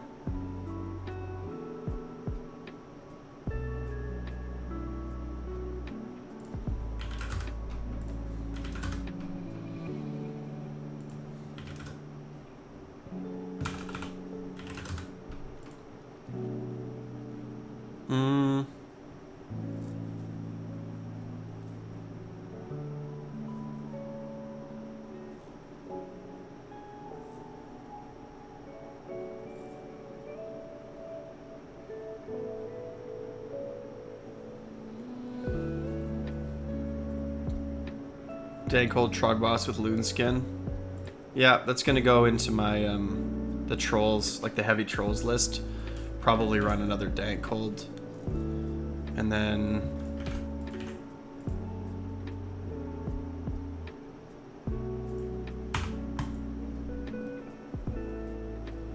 oh wait, the Trogboss can be in Trug's thing. Watching us Wargamer Cool Boys review? Not yet, it's in my to watch list. He thinks Bolt Boys are shit, but says to take 3 Killbows. Probably not. It's probably not the play. Don't forget too that like the Honest Wargamer is a smart person, and I'm sure that he's a good player, but he's not a Cruel Boy player, right? So I talked to Jacob Brandon last night, who is a Cruel Boy player, and 160 points times 3 is a quarter of your army. Are you really taking a quarter of your army for that? What Brandon said was that he said that we already have good anti-monster tech with Monster-Killus for 40 points cheaper, and they serve way more utility. They can be snuck, and they actually deal decent damage. So it's like it's better to have other things instead of that. Like it's almost 10 Gut Rippas for a kill bow. Would you rather have 10 Gut Rippas or a kill bow? And then with 3 of them, it's like I said, it's 25% of your army. So nope. I think you take 0 kill bows. I think kill bows are out. I think if you only take 1, I wish I had it up in front of me here. But I have 3 unbuilt Killbows and no Monster-Killus. Well, how about this? Why don't you be the guy that plays the 3 Killbows and then lets us all know how it went? It's like, okay, so, like, you have 3 Killbows, you can't teleport them, they're slow. So they're gonna sit on your side of the map and they're gonna essentially zone out a huge... They're gonna zone out a huge area. Right? Where it's like your opponent can't get their stuff into. It's like, okay. Fine. They don't synergize with venom-encrusted weapons. They don't synergize with sneak. They don't synergize with any of the dirty tricks. Your opponent is going to stay out of range, but you're only throwing 6 dice.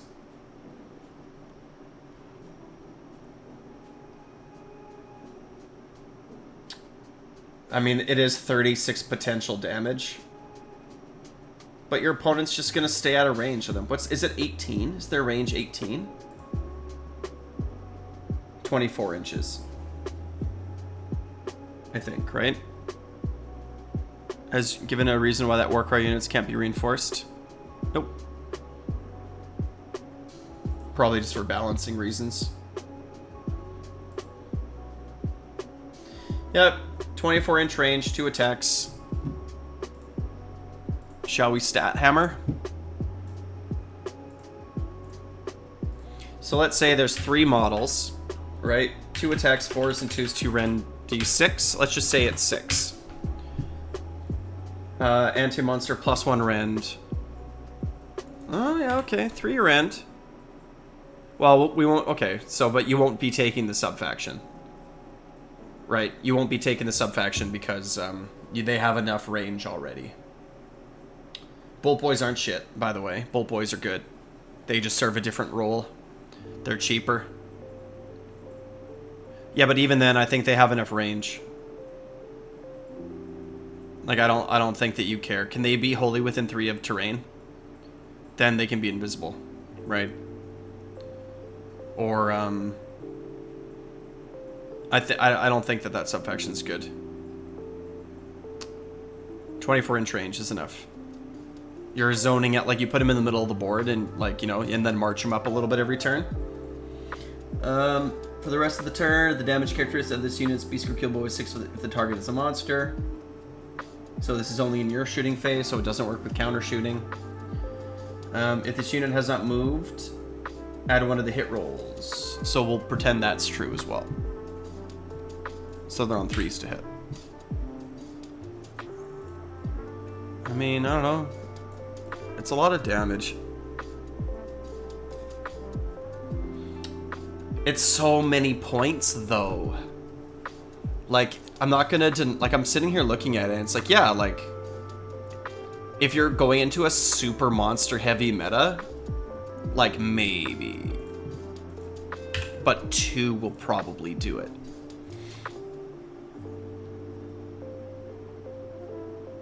Right, 2 will probably do it. You stick them in the... Like, 1 is no good, because the problem with 1 is that it's super high variance. You know, even with 3s to hit, 2s to wound, 3 rend, it's kind of like... crit auto wound, I guess that's another thing, too. So they need another thing. They need, what is it, bonus, and then to hit... No, that's not right. Conditional bonus... If on a 6, they get a 10 bonus to wound.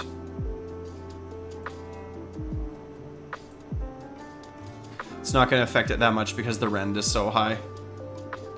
Right, the auto wound is not... They're on 2s to wound. So the auto wound is not a big deal. Like if I turn this off...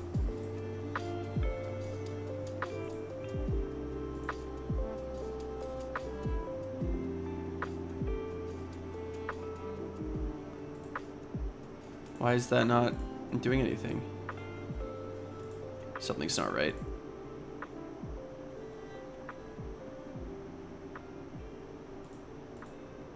To hit on a 6, they get a 10 bonus to wound.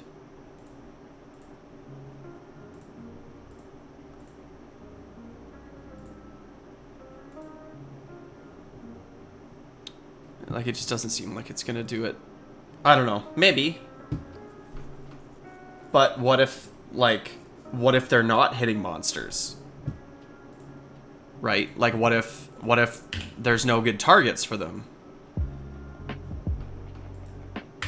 Well, they're still getting the bonus to this, but then it's D6. Right? And all of a sudden you're spending 300 points for like 7 damage. Yeah, I can hit manifestations, but again, now you're paying 320 points to deal really low damage, and it's really high variance. So, okay, like, put yourself... Sometimes a good way to think about units is to put yourself into your opponent's position. Let's say that you're playing Iron Jaws, and your opponent has 3 kill bows, you have a Maw Crusher, what are you doing? Well, your Maw Crusher's gonna hide. Right? He's gonna not sort of put himself into the position where he can get shot at. And then he's gonna, like, try to trade. He's gonna try to find an opportunity where he can, like, run in and kill something and trade. and then you kill him, and it's like, well, I don't know. In a super heavy monster meta, 2 times monster kill is 2 times kill bow, I think. Well, there's lots of terrain. And if you put all 3 spread out, well, then they don't have to hide from 3. They only have to hide from 2. Because 1's out of range.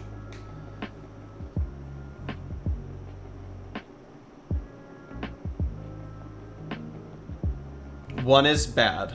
Don't play 1.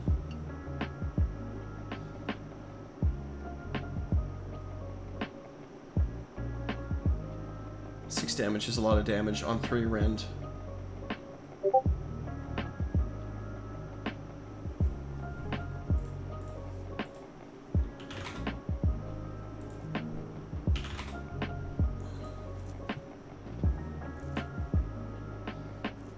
Well, the thing with Bolt Boys is that they're 110 points. Like they're cheaper, and they're like everything went up in points, and Bolt Boys went down in points. And they can teleport now. They couldn't before, so they can sort of teleport and shoot things, and they're gonna be invisible, and they're gonna serve other, like they're gonna hold terrain in your opponent's thing.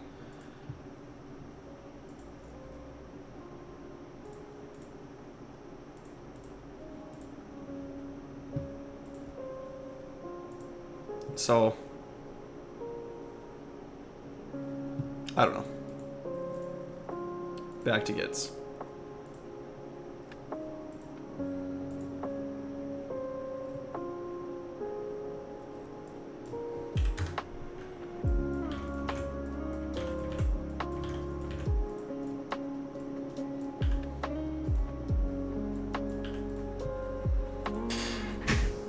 Magic heavy list.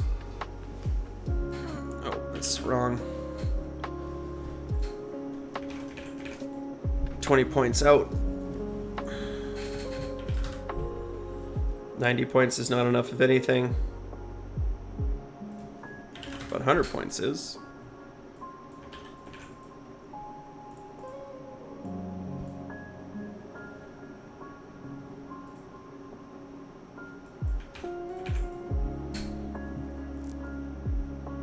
Sounds like Rob will be playing Crew Boy, so I guess we'll find out.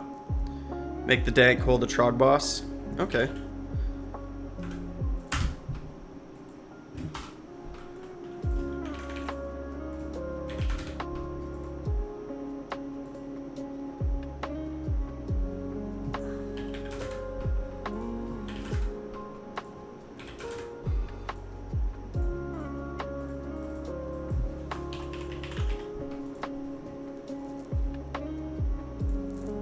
The Daghold Trog boss, I think, is going to be playable because he's not a drop, right? He's not a drop, and he does a really good job of taking enhancements.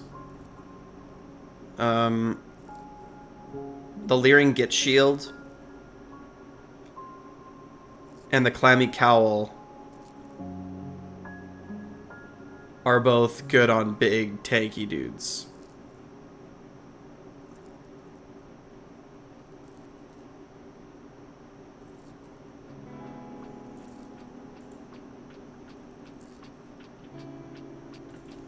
And then he takes Loon Touched. And then you have Honor Guard, Bodyguard.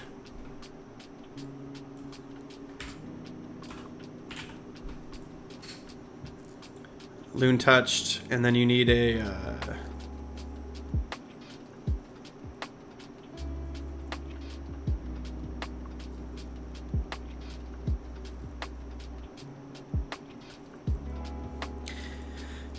I don't know if the Trog boss, if he's better than a Dankhold. He's not. He's not better than a Dankhold. A Dankhold's better than a Trog boss.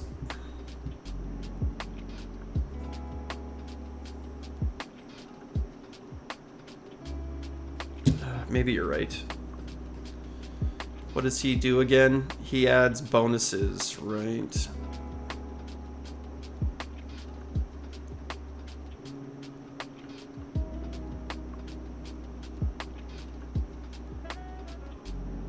Rampage. If this unit is in combat, roll a die on a D for the rest of the turn and one of the attackers just... Ugh.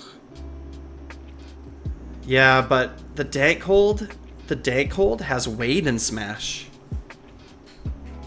That's the thing with the Dankhold. And Wade and Smash...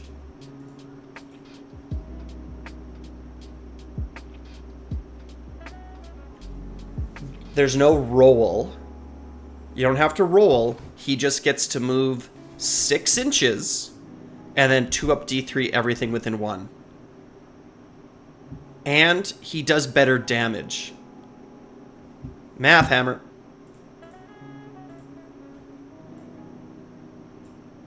Oops, that's not what I wanted to do. Okay, 4 attacks. 4, 4, 2, 2. 4, 4, 2, 2, D3 plus 3.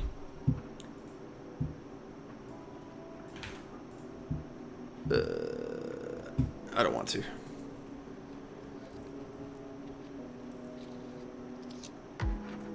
Five attacks, 4s and 2s, 5.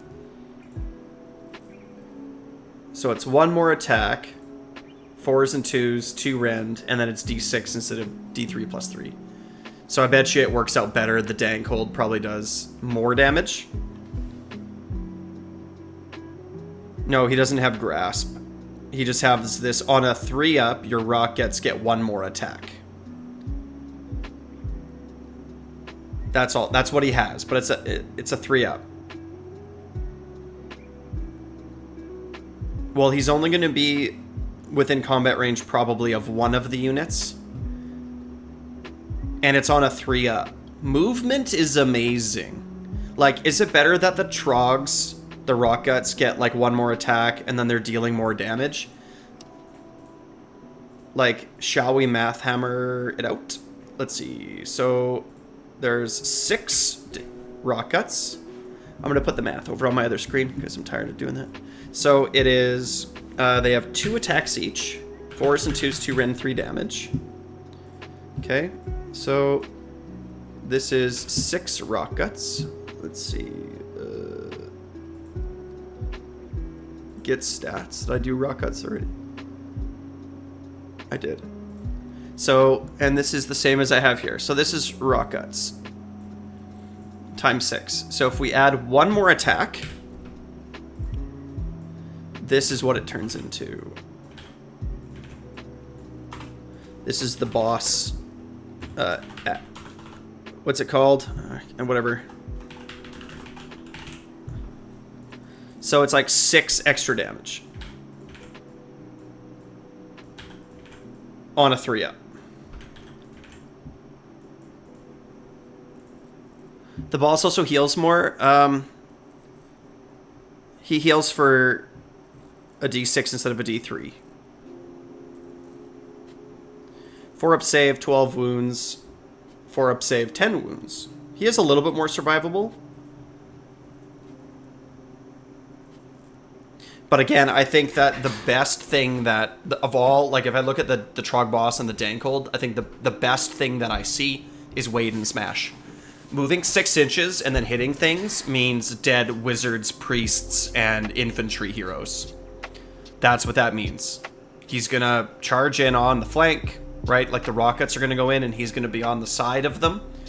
Okay, and then he's gonna wade in 6 inches and smash the dude behind them that's giving them the ward or giving them the thing. If he stays in combat longer, he keeps everything buffed and casting as well is so good. Does everyone know about the Rockets 3D print kit where you make 6 Trogs out of 3? I hope everyone does. I do. The same thing works with Dankholds too, by the way. If you get a Dankhold kit, you make a boss and then a Dankhold. It's the same trick. So I'll probably end up getting one of these kits because I have a 3D printed Dankhold. And I want a boss, so I might as well just get a second Dankhold and have one of each. Well, what the kit does is it gives you way too many. It gives you double, like for, okay, let's take Rock Guts for example. The way that Rock Guts build is they have like legs and a belly, and it's the same legs and belly times 6, like there's no variation. And then the kit gives you heads and arms for twice as many rock guts as you need. So when you're finished building your 3 rock guts, you have enough heads and arms left over for 3 more rock guts. And so there's a 3D printer STL file. I'll even show you. Rock guts, belly and neck STL. There's a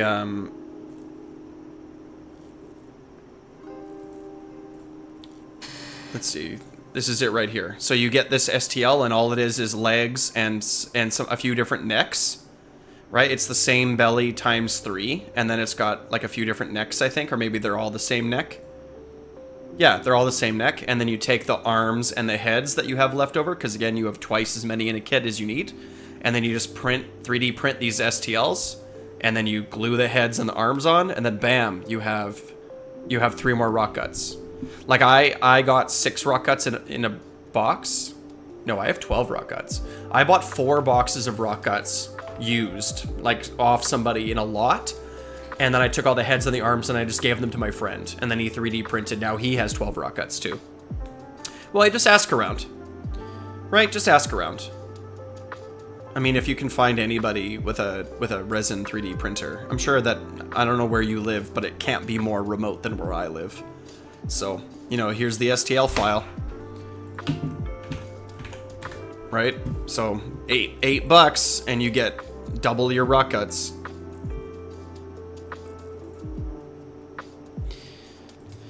So, the only way I think that you play a Trug boss is if you're also playing a Dank Hold.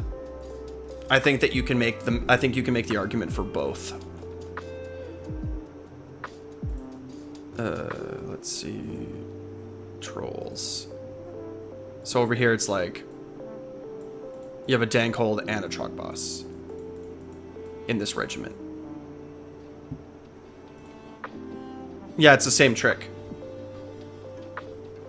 It's the exact same thing. You have heads and arms, so you print the thing. Right? Dank Hold, Troggoth, STL.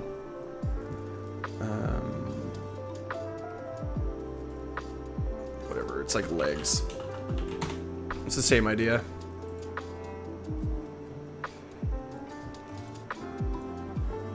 Nope.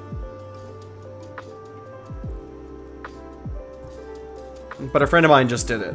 So like I know that it exists. I know it's out there.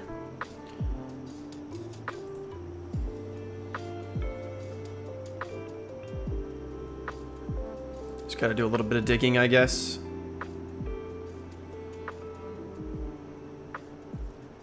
I don't see it here, but it exists. All right, double your kits.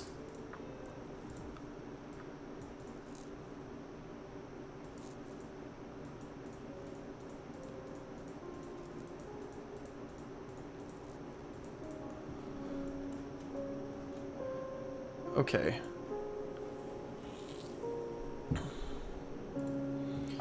$50 points down, hey? What if this was 120?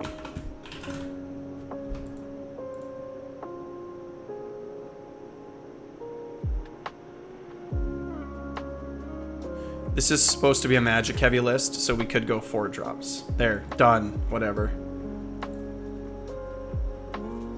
Cavalry unit. We have 170 points left over, so it's hoppers.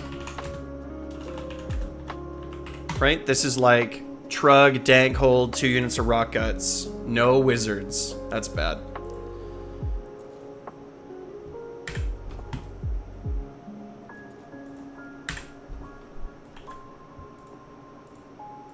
We can't do this either because we have no heroes we can give enhancements to.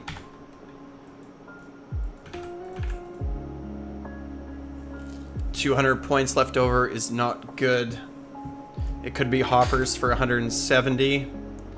With 200 points, it's either 2 fungoids or it's like... Is it better to have 10 hoppers or...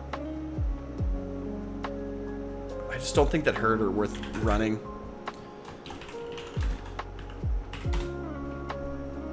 Right, Trug, Dank Hold, the rock guts, and then a fungoid with bounders and hoppers. Fungoids can unlock these things, right? Any moon clan, yeah. Oh wait, wasn't the Moon Boss and Giant Cave Squig 130? No. Oh yeah, we can. We can. It just means that he needs to have this. Loon Touched and the Clammy Cowl.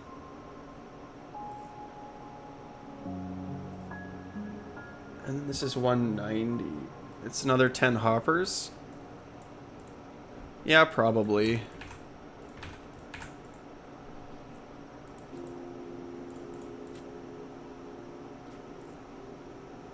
Of these three lists, which one do you prefer? Let's look at... we just have Bodyguard the whole time, right?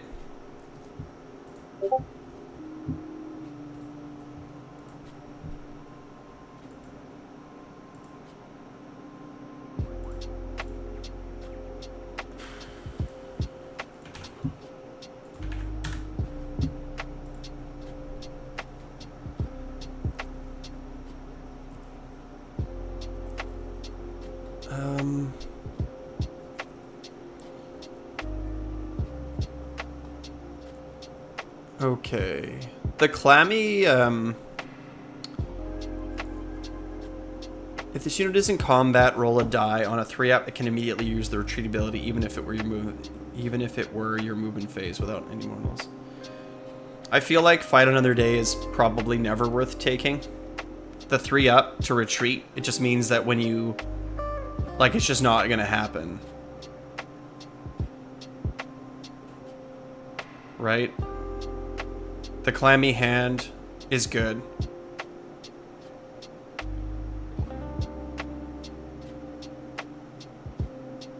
And Loon Touched is good. So here we're like 1, 2, 3, 4 casts. Do we want to go to 5? We can't give enhancements. Probably don't need to be 5. So let's be 5. 5 casts.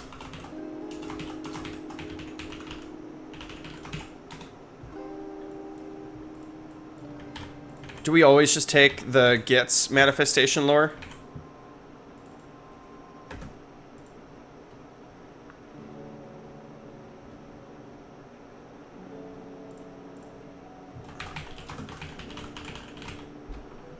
I think we probably always do. When we're playing Rock Guts, like being on a 3-up save is important. Like +1 to save it in an AoE is good. And then I think that the Mighty Mushroom and the Arachna Cauldron, like, I think are good. So I think we just probably take it the whole time.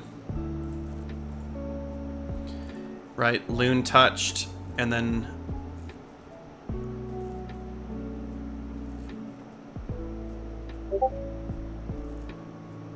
and then it's either Gitz Shield or the Clammy Cowl.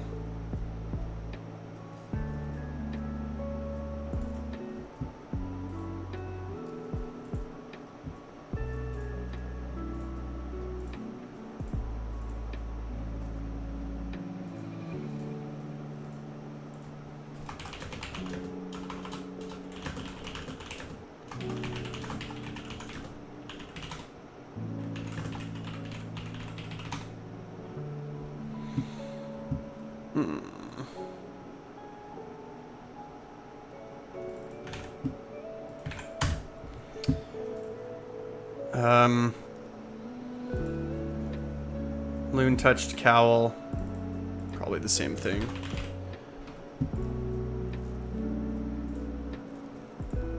The last list, you could have Scragrot with some Rock Guts if you want to make it interesting. Well, the problem with Scragrot and Trug, like, I think Trug is the bomb. Like, I haven't even, like, let's look at Trug and let me tell you why I think he's amazing. Okay, so Trug, 4-up save, 16 wounds, whatever, 6 move, 5 control. He slaps, right? Like he does slap, like it's 4 damage and 2-up D3. Yeah, it's the aura. The Crushing Grip is like a fine. It's not a very good Monstrous Rampage, whatever. He does heal that 6 instead of that 3. And then it's this thing, right? Roll 3 dice, pick one of those dice and apply the effect to effects 2 through 6 persist until the start of your next turn. Add one of the attack characteristics of melee weapons used by friendly Troglodyte units while they're wholly within 12 inches of this unit. That's great. And it's the Rock Guts wholly within 12 of him. Add one of the Ren characteristics of melee weapons used by friendly Troglodytes while they're wholly within 12 of this unit. Amazing. You can unbind as though it had a Wizard 1. Probably not great, but still there. Subtract 1 from hit rolls for shooting attacks to target friendly Troglodyte units while they're wholly within... Yeah, and then this unit has a ward of 5 up. So it's like if you want him to go in and smash, he can have a ward of 5 up, and then otherwise he's giving either +1 Ren or +1 attacks. I think the attacks are going to be the way to go. Or like -1 to hit from shooting, and you get to roll 3 dice, so the probability of each one is actually pretty high, right? So, yep. Well, yeah, like the Trog boss isn't bad. Like, I'm not suggesting that the Trog boss is bad. I don't think it's bad, but it is. It's weaker than Wade and Smash, I think. Because Wade and Smash, again, it just happens, and it's 6 inches. There's no rolling. You just move. And that's always good. Right? Because you get to do it before you fight. Right? So it's like you wade in immediately, and then it does mortal wounds, like, before your opponent has even had a chance to fight. This happens. So, like, it's pretty strong. But the Trog boss also. So it's like if you want to run both, you can definitely run both. And they all fit neatly in a nice regiment, which is nice. So this whole list is only 1 cast, though. Right? This one is 1, 2, 3, 4, 5 casts, 4 drops. This one is 1 cast, 2 drops. This one is the same.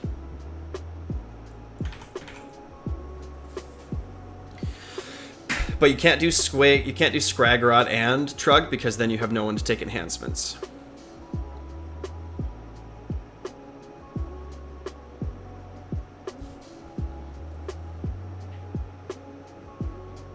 But Trug he just fits so nicely. Like he's expensive, but he just does a lot. Yeah, with Scraggerot you can just have 2, but you're bored of just Bounders. No kidding. Yep, that's what it's going to be like to be a Gitz player. Right? It's going to be just like... It's going to be Bounders all day, every day.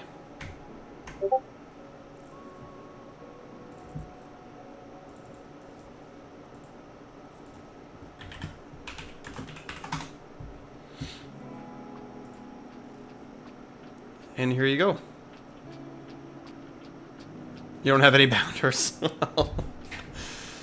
Ugh. That's a bummer.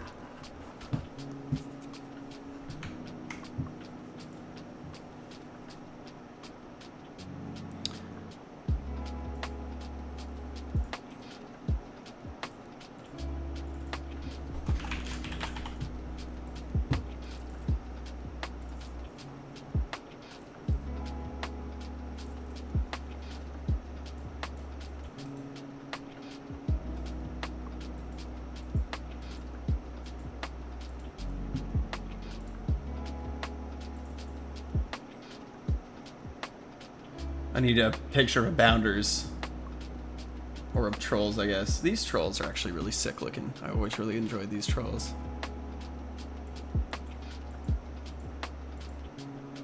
Bigger. Oops.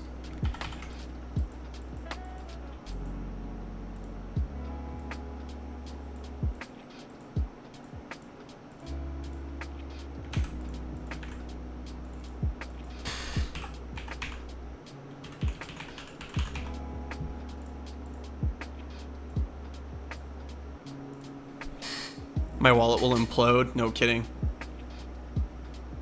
Well, Trug and Trug Boss are both good. Like, no, like, play Trolls. Right? Play Trolls. Play this list. This is a great list, right? 2 bricks of Rock Guts, and then you have, like, a Dankhold and a Trog, and, like, Trug is in the middle, right? Because so he can affect both. The Trog Boss can be off on one flank, or sort of in the middle, and the Dankhold is off on the other flank. And then you have, like, this boss on Squig with a unit of Bounders right next to it, and so that's going to be, like, on one flank, like, that's your punch flank. And then on your other flank, you have Hoppers, who are just going to be like, whatever. And they're going to do, like, the Hoppers and the Bounders are there to, like, score objectives and deny your opponent's objectives, right? The Gitz splash art to change to just a picture of... Nah, no kidding. No kidding. It's just like, hey, guess what? We're running Bounders. Right? It's like, hey, I hope you like Bounders. Right? I have some news for you. The Gitz lists for 4th. I hope you have Bounders. I hope you have lots of Bounders, guys. Okay. Oh, wait. First, I forgot to thank my patrons. I'm making a video now, by the way. So, thanks to all my patrons, my boss patrons in particular. If you're interested in hanging out and working on lists and going into TTS, that is something that I do with my patrons. So if that interests you, be sure to go over to Patreon. You guys know how to find me. And if you are a patron, be sure to hit me up, because I've been doing nothing but writing lists for 2 bloody days, and I'm sure it'll be a few more. Why Barian makes good art? Buy some dice. Okay, so let's look at some Gitz lists. Let's look at some Squig lists first. So right off the rip, they're all in the Squigalanche subfaction, which means that all of the Squigs are getting +1 attacks on the charge. So I wrote one list. Whatever. Okay, so here's the first list. So our general is Scragrot, 220 points. We really like him because he can control the Light of the Bad Moon. That's less relevant in a Gitz list, or sorry, in a Squig list, because the bonus that we get from the Light of the Bad Moon is not as significant. It doesn't really matter as much. But in this Squig list, we are taking 2 reinforced units of Rock Guts, and one of them is going to be the Honor Guard, and we're going to take Bodyguard. This is just the way that we can keep our Scraggy safe and keep our castle safe. And then in addition, we're taking a unit of 10 Boingrot Bounders. Up next for heroes, we have a boss on Giant Cave Squig, and we're giving him Loon Touched, which, if you can't remember, gives him Wizard 1. So this is going to let him cast the Hand of Gork, and this is going to let him cast the Moon if we need it. It's also going to cast Mork's Mighty Mushroom. It's actually kind of cool because he's going to be out on the map running around, right? And so a spell like Spore Maw, for example, Sneaky Distraction, right? It casts on a 7 until the start of your next turn. Subtract 1 from hit rolls for attacks made by enemy units while they're wholly within 12 inches of the caster. Well, he's going into melee. Okay, so it means that he can sort of cast this on himself, or no, he doesn't cast it on himself, but he casts it on a 7, which is not, amazing, but it's fine. And then he's going to charge in, and then he's going to give -1 to hit, and he's also really good at giving the Bounders extra damage, because he lets them fight immediately after him, and he gives them +1 to hit, and the Bounders are getting +1 damage on the charge. Like, there's a lot of buffs that start stacking up here. So the other option, and then he is also taking the Clammy Cowl. So it's subtract 1 from hit rolls for attacks that target this unit. So it'll be -2 to hit on him if you get your spells off. So pretty good all around. I like it. And then 3 more units of Bounders, reinforced Bounders. This list is playing 40 Bounders. I have some bad news for you guys, but I was doing some stats. I'm not going to pull them up right here, but I was doing some stats, and Bounders basically are the only Squigs that are like super good and worth playing. The difference is Bounders are a little bit faster, and they're a little bit cheaper, right? You get 10 Bounders for 170 points versus you get 10 Hoppers, which are a little bit faster, for 170 points versus 10 Bounders for 240 points. So that's 70 more points that you need to have the same number of Bounders, but Bounders just hit so much harder than Hoppers do. Hoppers still hit okay, but Bounders are really where it's at. So if you can fit them with points, Bounders are going to be worth taking over Hoppers, I think, every single time. And Herd are basically dead. The big problem, and I'll just go over this briefly because I've been talking about this ad nauseum for the Lord only knows how long, for at least an hour here. Thanks to my Twitch chat for for talking this through with me. It's a lot of thinking, and I appreciate you guys all hanging out and giving me your thoughts and pointing out things that I'm misunderstanding or getting wrong or whatever. But they're slow. D6 plus 3 is slow. So they're not going to be charging at your opponent. Your opponent is going to be setting up to charge at you if they have anything that's fast. Okay? They only have a 6-up save and 1 health, so the whole unit only has 12 wounds on a 6-up save, which is quite bad. They can't control objectives. And while you can use the Squig Boss to give them crit mortals, and I think it's on a 2-up, so it's pretty reliable, and it does explicitly say the Fang-filled Gob, right? So it does work even though it's companions. The problem is that because the herd is slow and doesn't have strike first and can't give your opponent strike last, it means the probability that your opponent is fighting the squigs before the squigs fight back is high. And even if you were to give them a 5-up ward with Sneaky Snufflers, it's still only 12 wounds worth of 5-up ward. So a lot of things are just going to be either deleting half of the unit, in which case you're either losing 6 out of 10 squigs or all of your herders. That only leaves 4 squigs left, right? Or they'll probably just be wiping the unit in its entirety. So they're, even if they could, like, even if you do buff them up and reinforce them, they're probably still not going to do any damage because they're really slow. And they can't take objectives. Like, the only thing that squigs have going for them right now is that they are the cheapest unit in the book. They're the only unit that costs 100, right? They're the cheapest unit of the book, sitting here at 100, but Bounders are only 120. So for 20 more points, you take a unit that's actually good. So I hope you guys still have a lot of Bounders from last season, because that's what we're looking at here. Here's another list. This is more... I don't even know what the difference is here. This list runs 2 boss on Cave Squigs, and we're still, of course, taking Loon Touched and the Clammy Cowl. But here we're taking, so this one doesn't run any Rock Guts. This one is just like straight up, right? This is like a Rock Guts list, right? This one is just like mass squigs. This is really the Squigalanche list. It's 3 drops. It is 2 casts, and it's 3 drops.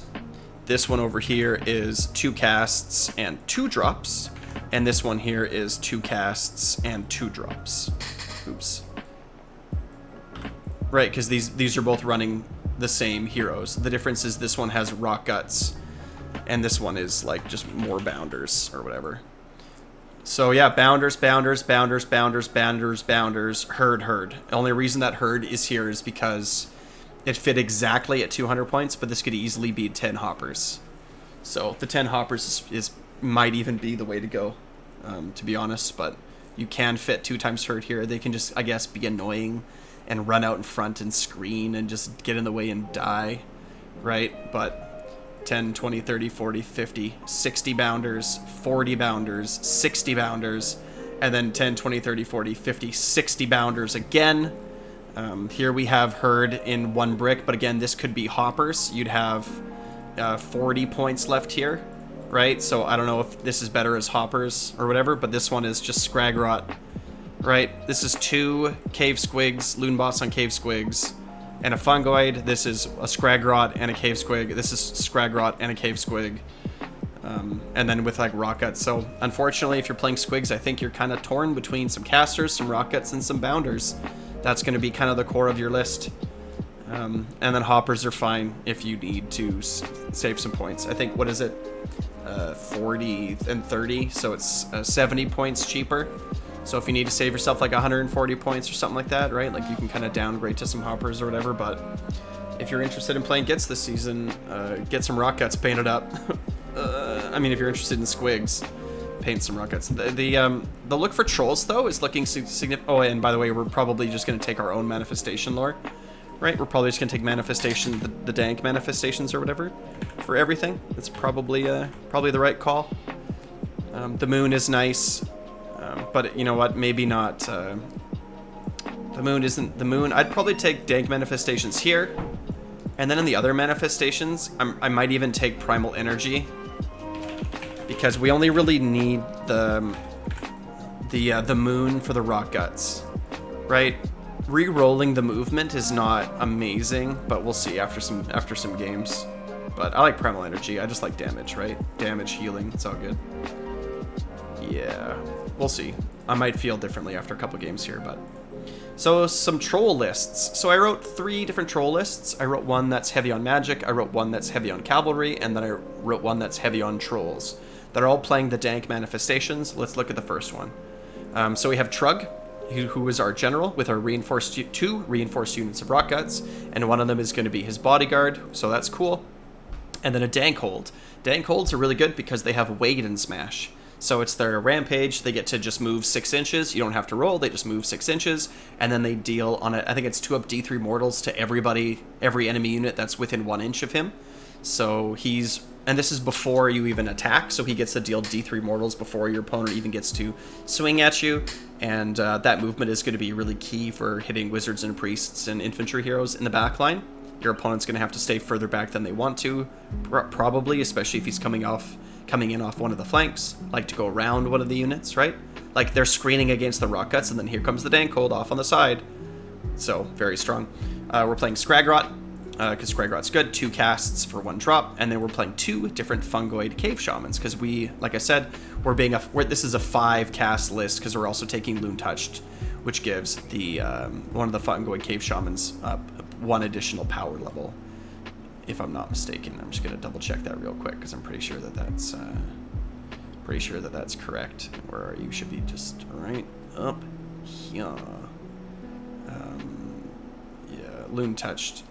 Yeah, add 1 to its casting rolls. Oh, okay. So it's +1 to cast. So it's only 4 casts. But still, you have 2 +1 casters. I think Scragrot... Does Scragrot still have +1 to cast? Because maybe he doesn't. No, he doesn't. So you get a +1 to cast wizard. So that's cool. Okay, second one, cavalry. So here you'll see again in all 3 lists, it's the same. It's like 2 × 6 rock guts and a Dankhold with Trug in his regiment. Okay, with bodyguard. Feels pretty good. And then here we just have that. This is the cavalry one, so we have a Loon Boss on Cave Squig with Loon Touched and the Clammy Cowl, just as we were in because it's good. And then he's got 2 units of Bounders and a unit of Hoppers. So this is like, you have 2 units of Rock Guts, 1 with the Dankhold, 1 with Trug, right? They're going to move off and be 2 sort of anvil-y, annoying things sort of in the center of the board. And then on one side of the board, you're going to have a Bounders with Squig Boss, and on the other side of the board, you'll have Bounders and Hoppers. So you have lots of cavalry running up the middle, running up the flanks. Maybe the Bounders are just going to try to pin and die early while the Rock Guts move forward. And then everything else is just going to be like lots of damage, lots of smashing, lots of good. And then I wrote a list that was heavy on trolls. So here we have the same thing, Trug with 2 × 6 Rock Guts, and a Dankhold, and a Trug Boss. The Trug Boss is still really good. His ability to give +1 attacks to a unit of Rock Guts is strong. He heals a little bit better, but his overall his damage isn't as good. He's a little bit more survivable. This cowl is on the wrong unit, because we're going to actually give him an enhancement. If we take the Trog Boss, we're going to give him an enhancement. So the Clammy Cowl, -1 to hit rolls, we're going to actually give him the Leering Gitz Shield. We're going to give the Trog Boss the Gitz Shield. And then you can play him more aggressively, right? Because what the Gitz Shield does is each time an unmodified hit roll for an attack that targets this unit is a 1, inflict 1 mortal damage on the attacking unit after the attack has been resolved. So you throw him into a horde, right? You throw him into a horde. If they kill him, fine. But if they don't kill him, or even if they do kill him, he's probably going to be bouncing attacks back, right? If you're throwing like, 40 dice, which is what Stabas are going to throw, he's bouncing back 6 or 7 mortal wounds. So, and this can spike. So it makes your opponent feel afraid, and that's part of the fun. So let me know what you think. Hit me up on Discord, and I don't know, man.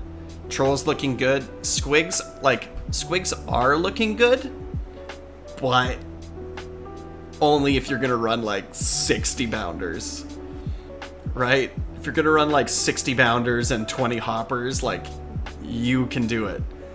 But at least we're like 2-3 drops, right? Anyway, like, subscribe. Wah.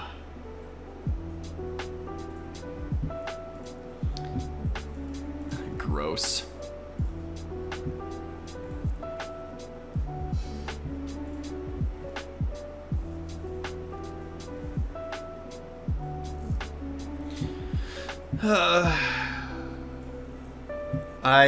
I'm actually feeling kind of happy that I'm not going to be playing. I'm not going to be playing a lot of Bloomspike Gitz for a while. Because I'm just going to be playing orcs. Right? So I guess trolls have become like my castle army. Because Big Wa was a...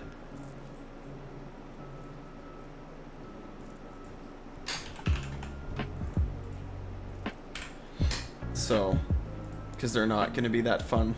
Or they're not that, like, interesting.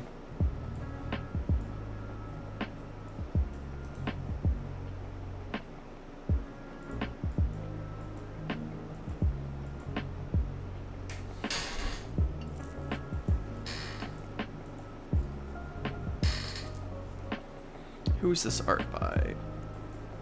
This art is by Elite Nitster. I'm just gonna do this now because I have all this stuff open. Oh no, I gotta wait for that to go away.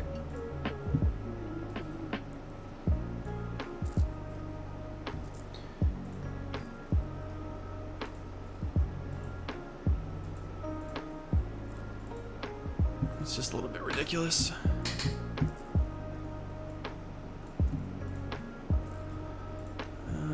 Are my Iron Jaws lists done?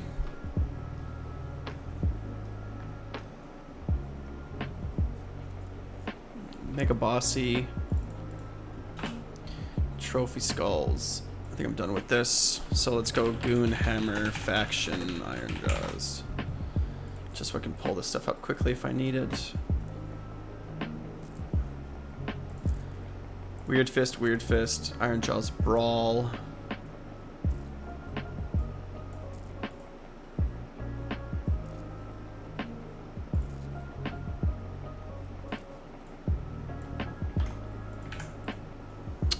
Prussia. Did I do Eye for to Fight? I don't think I took sub-factions are done. Honor Guards are done. Eye for the Fight. Mega Bossy. Trophy Skull.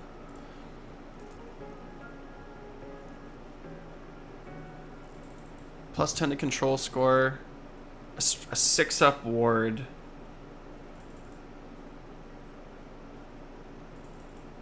Armor of Gork. Do I care about... I think Trophy Skulls is what you take if you have any Mega Boss. But what artifact do you take if you're not running a big hero? These guys get 6-up wards, I think, just because they're in Weird Fist. I do really like Snarlfang Riders. I do. But I don't know how they fit. Because Snarlfang Riders are 130 points and Bounders are 120 points. And they both have 5. Snarlfangs get to free redeploy and Bounders slap. Right? So, like, as a Big Wa player, former Big Wa player, looking at Snarlfang Riders, I think, awesome. Give me those sneaky redeploys. But for their points, they also don't synergize with Gitz at all. They don't have the Moon Clan keyword. Right? So it's like they fit into, like, so for example, Fungoid Cave Shaman can't take them. Right? A Dankhold can't take them. Trug can take them, but his regiment's usually full. So Scragrot can take them, but I do like them. But they're... I'm such a fool. I always like close windows when I really shouldn't. right? I always close windows. It's like I should just save these things. Let's just take a quick look at Snarlfang.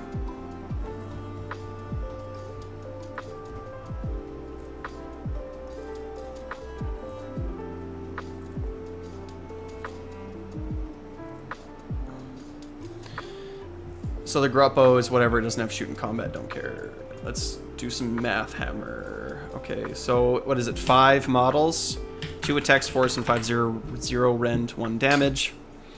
They do have a champion, so this is only on this one. So leader bonus, attacks, boom. And then next profile, 5 models, 4s, no rend,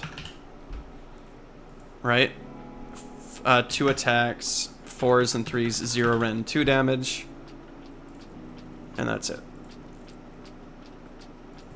So if I pull up my Gitz stats, if we're comparing them to Bounders, actually let's go like this. Oh wait, I did them already. Ah, no, that's not them. Snarlfang.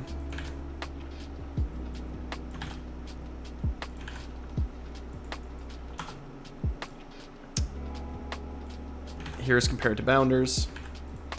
And then it's 4.25 divided by 130.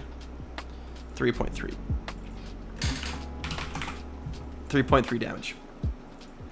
And this is Bounders not on the charge.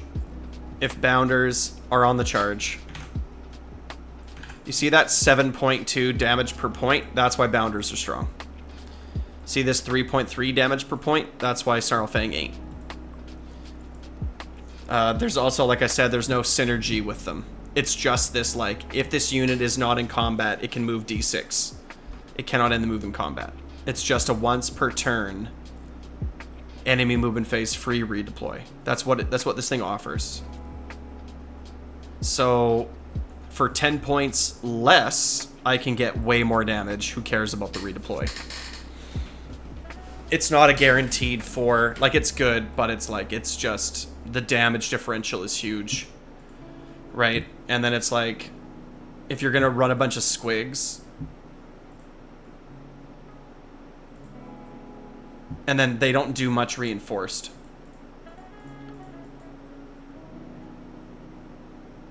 Oh yeah, I have 10 of them. Right, so...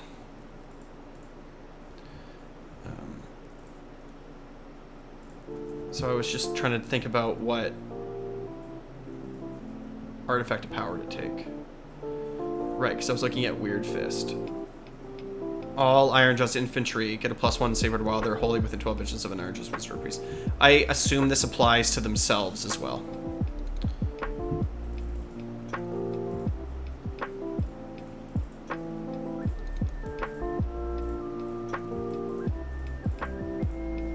Okay, well, whatever.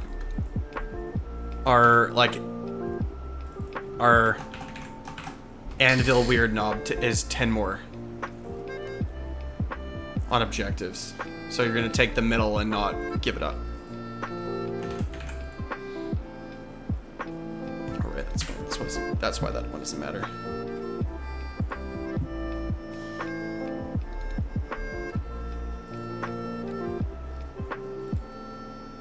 First, Ironjaw's lists a 4th.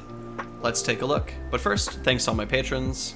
Now that 4th is kind of out, half out, I'm sure that I'll be getting hit up by patrons to help write lists and deploy in TTS and stuff, so if that sounds interesting to you, you know where to find me. Thanks to Baron of Dice for supporting the channel, and Ybarian for providing art for the channel. Big thanks. Okay, Ironjaw's list. So I wrote 4 Ironjaw's lists. I wrote an infantry list that uses Weird Fist as its subfaction. I wrote a list that actually, it's pretty much the same list, but it runs a Maw Crusher instead. So now we're 3 drops. And then I wrote a quote-unquote big pig list, but it's not a big pig list. But it does use the Ironjaw's Brawl subfaction. So first, let's start with Weird Fist. So we're running a Weird Knob Shaman. With the artifact Trophy Skull, so this lets him be 30 or 10 more on objectives. So the idea with this list here is that the Weird Knob Shaman is going to be marching forward up the map with this reinforced Brick of Ardboys. This gives him lots of protection. The Ardboys can then be the target of the Weird Knob's buff spells, and can count for 10 more on objectives. So it means that like we're gonna pick an objective, like an important one in the middle, march up our 20 Ardboys and our Weird Knob, and we're gonna keep that objective. Good luck shifting us. Behind this little squad, we're gonna have a reinforced unit of Ragers. These guys being able to run and charge is phenomenal, especially because they can like they can redeploy and run and charge, or they can redeploy and counter charge. So that's a lot of like sneaky abilities, right? Because Ragers can run and charge, they can redeploy and counter charge. So and then an eye for defight. What an eye for defight gives us is that if we redeploy, we have a minimum of 4. So redeploy into a counter charge is it's going to be kind of sneaky and tricky. So, and then an eye for defight is also going to be used to move our Ardboys around to make sure that the center of the table is good. I was originally thinking of putting it on the War Chanter, so that because the War Chanter is going to run around with a unit of 10 brutes. No, a unit of 5 brutes.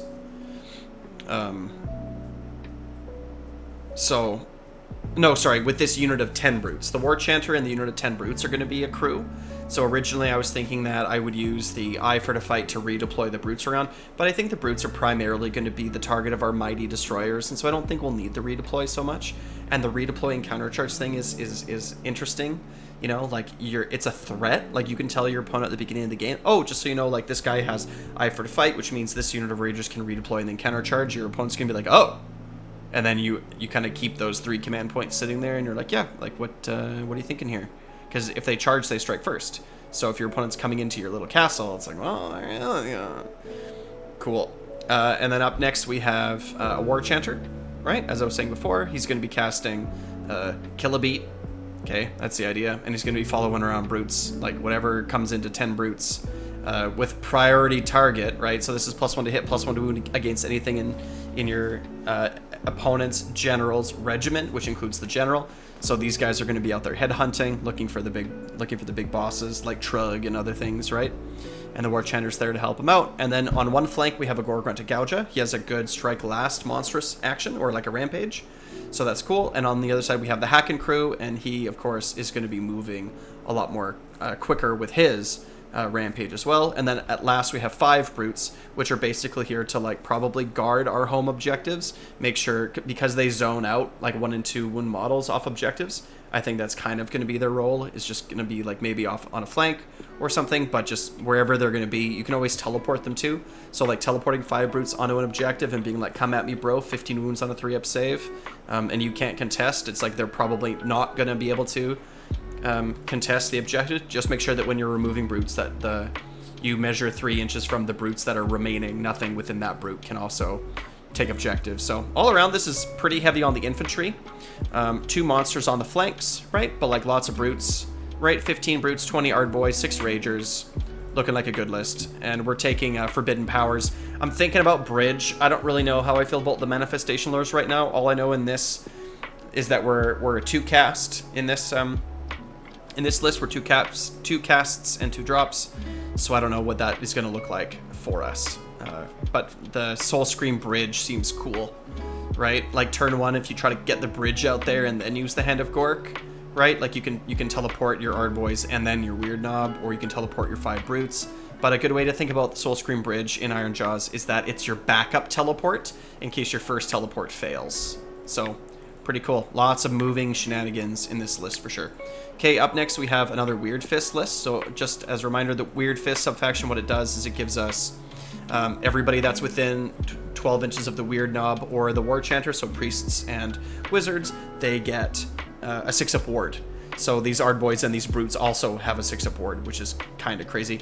And it's pretty much the same list. The only difference is that we took out a Gouger, okay, and we took out 5 brutes. So this is 420 points, and we replaced it with a Maw Crusher, just because Maw Crushes are fun. We're 1 more drop, Okay, that's the difference. We're one more drop, and the Maw Crusher is going to play on the flank. The Hack and Crew is going to play on one flank, and the Maw Crusher is going to play on the other flank. So we're just really going to control the sides of the boards, like a lot. If your opponent's like, oh, I'm going to try to take their flanks, it's like, no, you're not. No, you're not.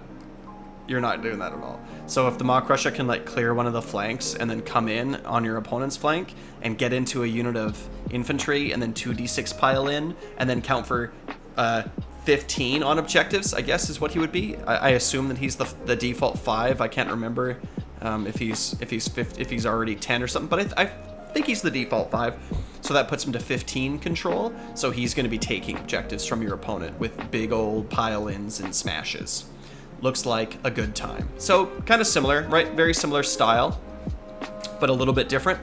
And we're taking the Forbidden Powers here again. But again, the Manifestation Lore could be up to kind of whatever.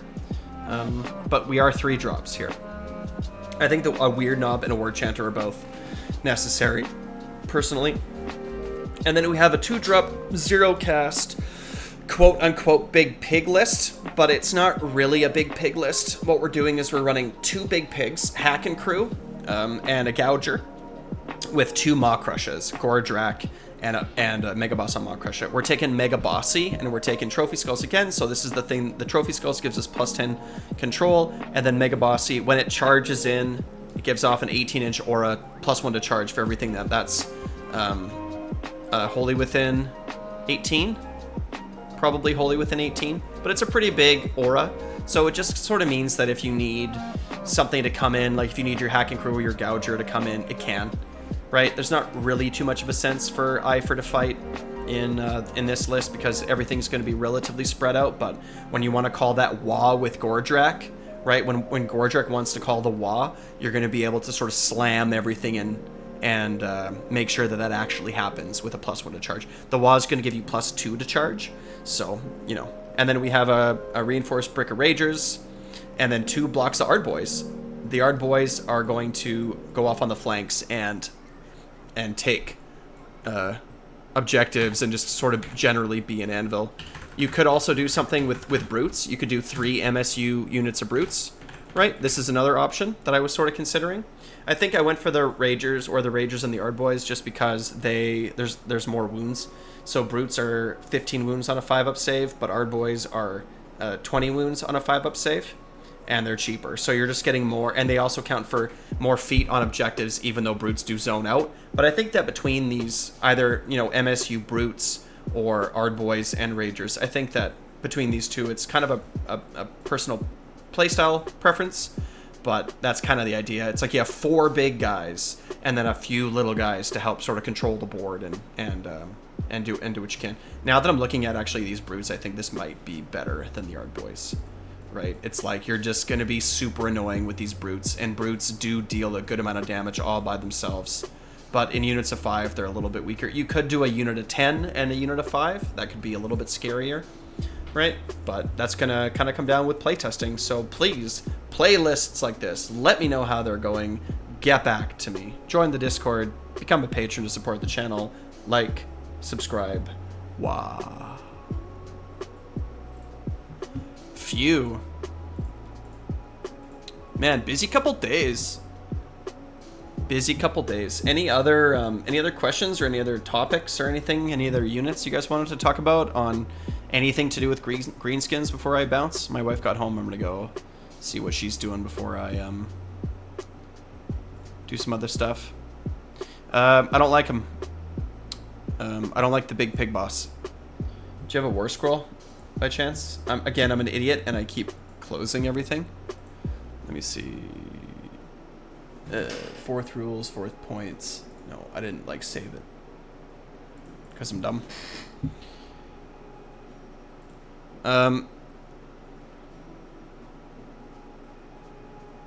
Thanks for the first time chat, Drake Klong. You've been thinking about Kragnos?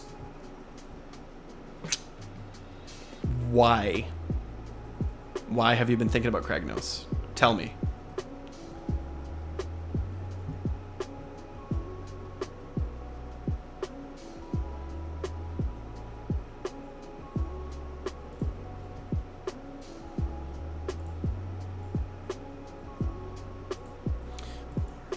All trolls list might be good. I think Kragnos is too pricey for Iron Jaws, to be honest.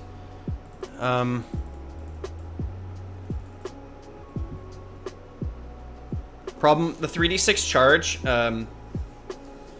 doesn't, like, it gives you that sub-faction, the Iron Jaws Brawl, but it doesn't affect companion weapons. So it's like, you're way more likely to get that sub-faction off, but it doesn't, like, do anything. He's also a drop. He's 680, right? So if I were to go like this, let's say I go like this, right, and call that Kragnos, that's the list. Kragnos, Maw Crusher, Hack and Crew Gouger, 2x5 Brutes. That's the list. Or it's like some Ard Boys instead. He has to be your general. Right? So it's like, is Gordrak better, or is Gordrak and 5 Brutes better than Kragnos? They both, like, slap, right? Rampage. If this unit charged this phase, so his Rampage is only going to happen, like, once. Pick one of the following. Roll a die for each enemy unit within one on a 2-up. Inflict one, so it's 2-up, D6. Pick an enemy monster in combat with this unit. Roll 2d6. If this 7, otherwise inflict amount of mortal. So he just, like, blows up a monster. Can't be automatically destroyed. 3-up spell ignore. Yeah, maybe. But it's basically this list, I think. It's like Kragnos, a Maw Crusher, and then like 2 big pigs. Right? But it's like the 3d6 charge. Doesn't matter all too much. What if this is like this? No, it's not enough. Too expensive still.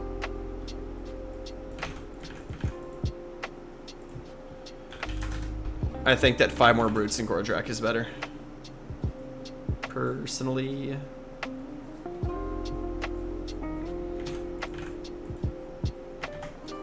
But I don't know. He could be good, but he's very expensive. But everything is very expensive. He could work well with lists that can't move well, like Troggoths. Well, but you have like Bounders and stuff. I don't value the 3d6. Like, it depends on what kind of army you want to play. But like the 3d6 charge, it's more like a mind game. It's like you're scaring your opponent into sitting in the back. Right? You're scaring your opponent to, like, not take the battlefield. You're scaring them to, like, sit there in their deployment zone and be like, uh-oh, Kragnos. But if they have any, like, debuffs, like well, I mean, he does ignore spells.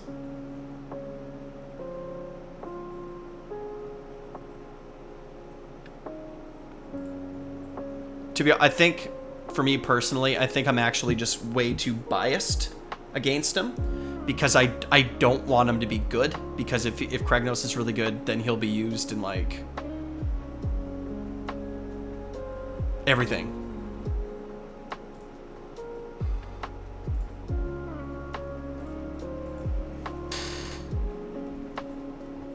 And, like, I don't want him to be used in everything. I want him because, like, you just can't have a unit that's good. And that's in every single destruction list. You know what I mean? Then it's like just every army feels the same. It's like you're just spamming the same, like, big 680 point unit in every list.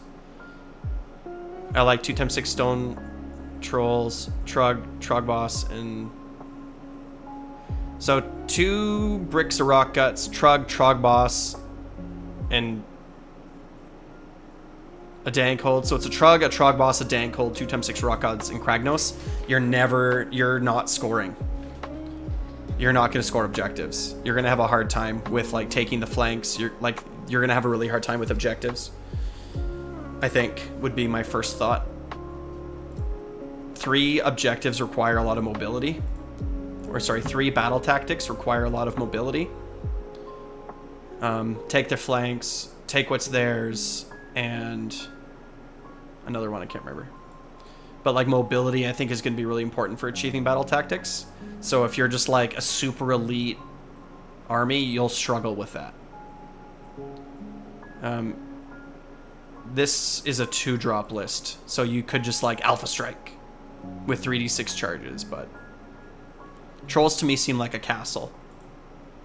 You want to like receive them, right? I don't know. More to think about. Throw me a list, right? Like if you want to shoot me a list on Discord, and I'll happily like check it out.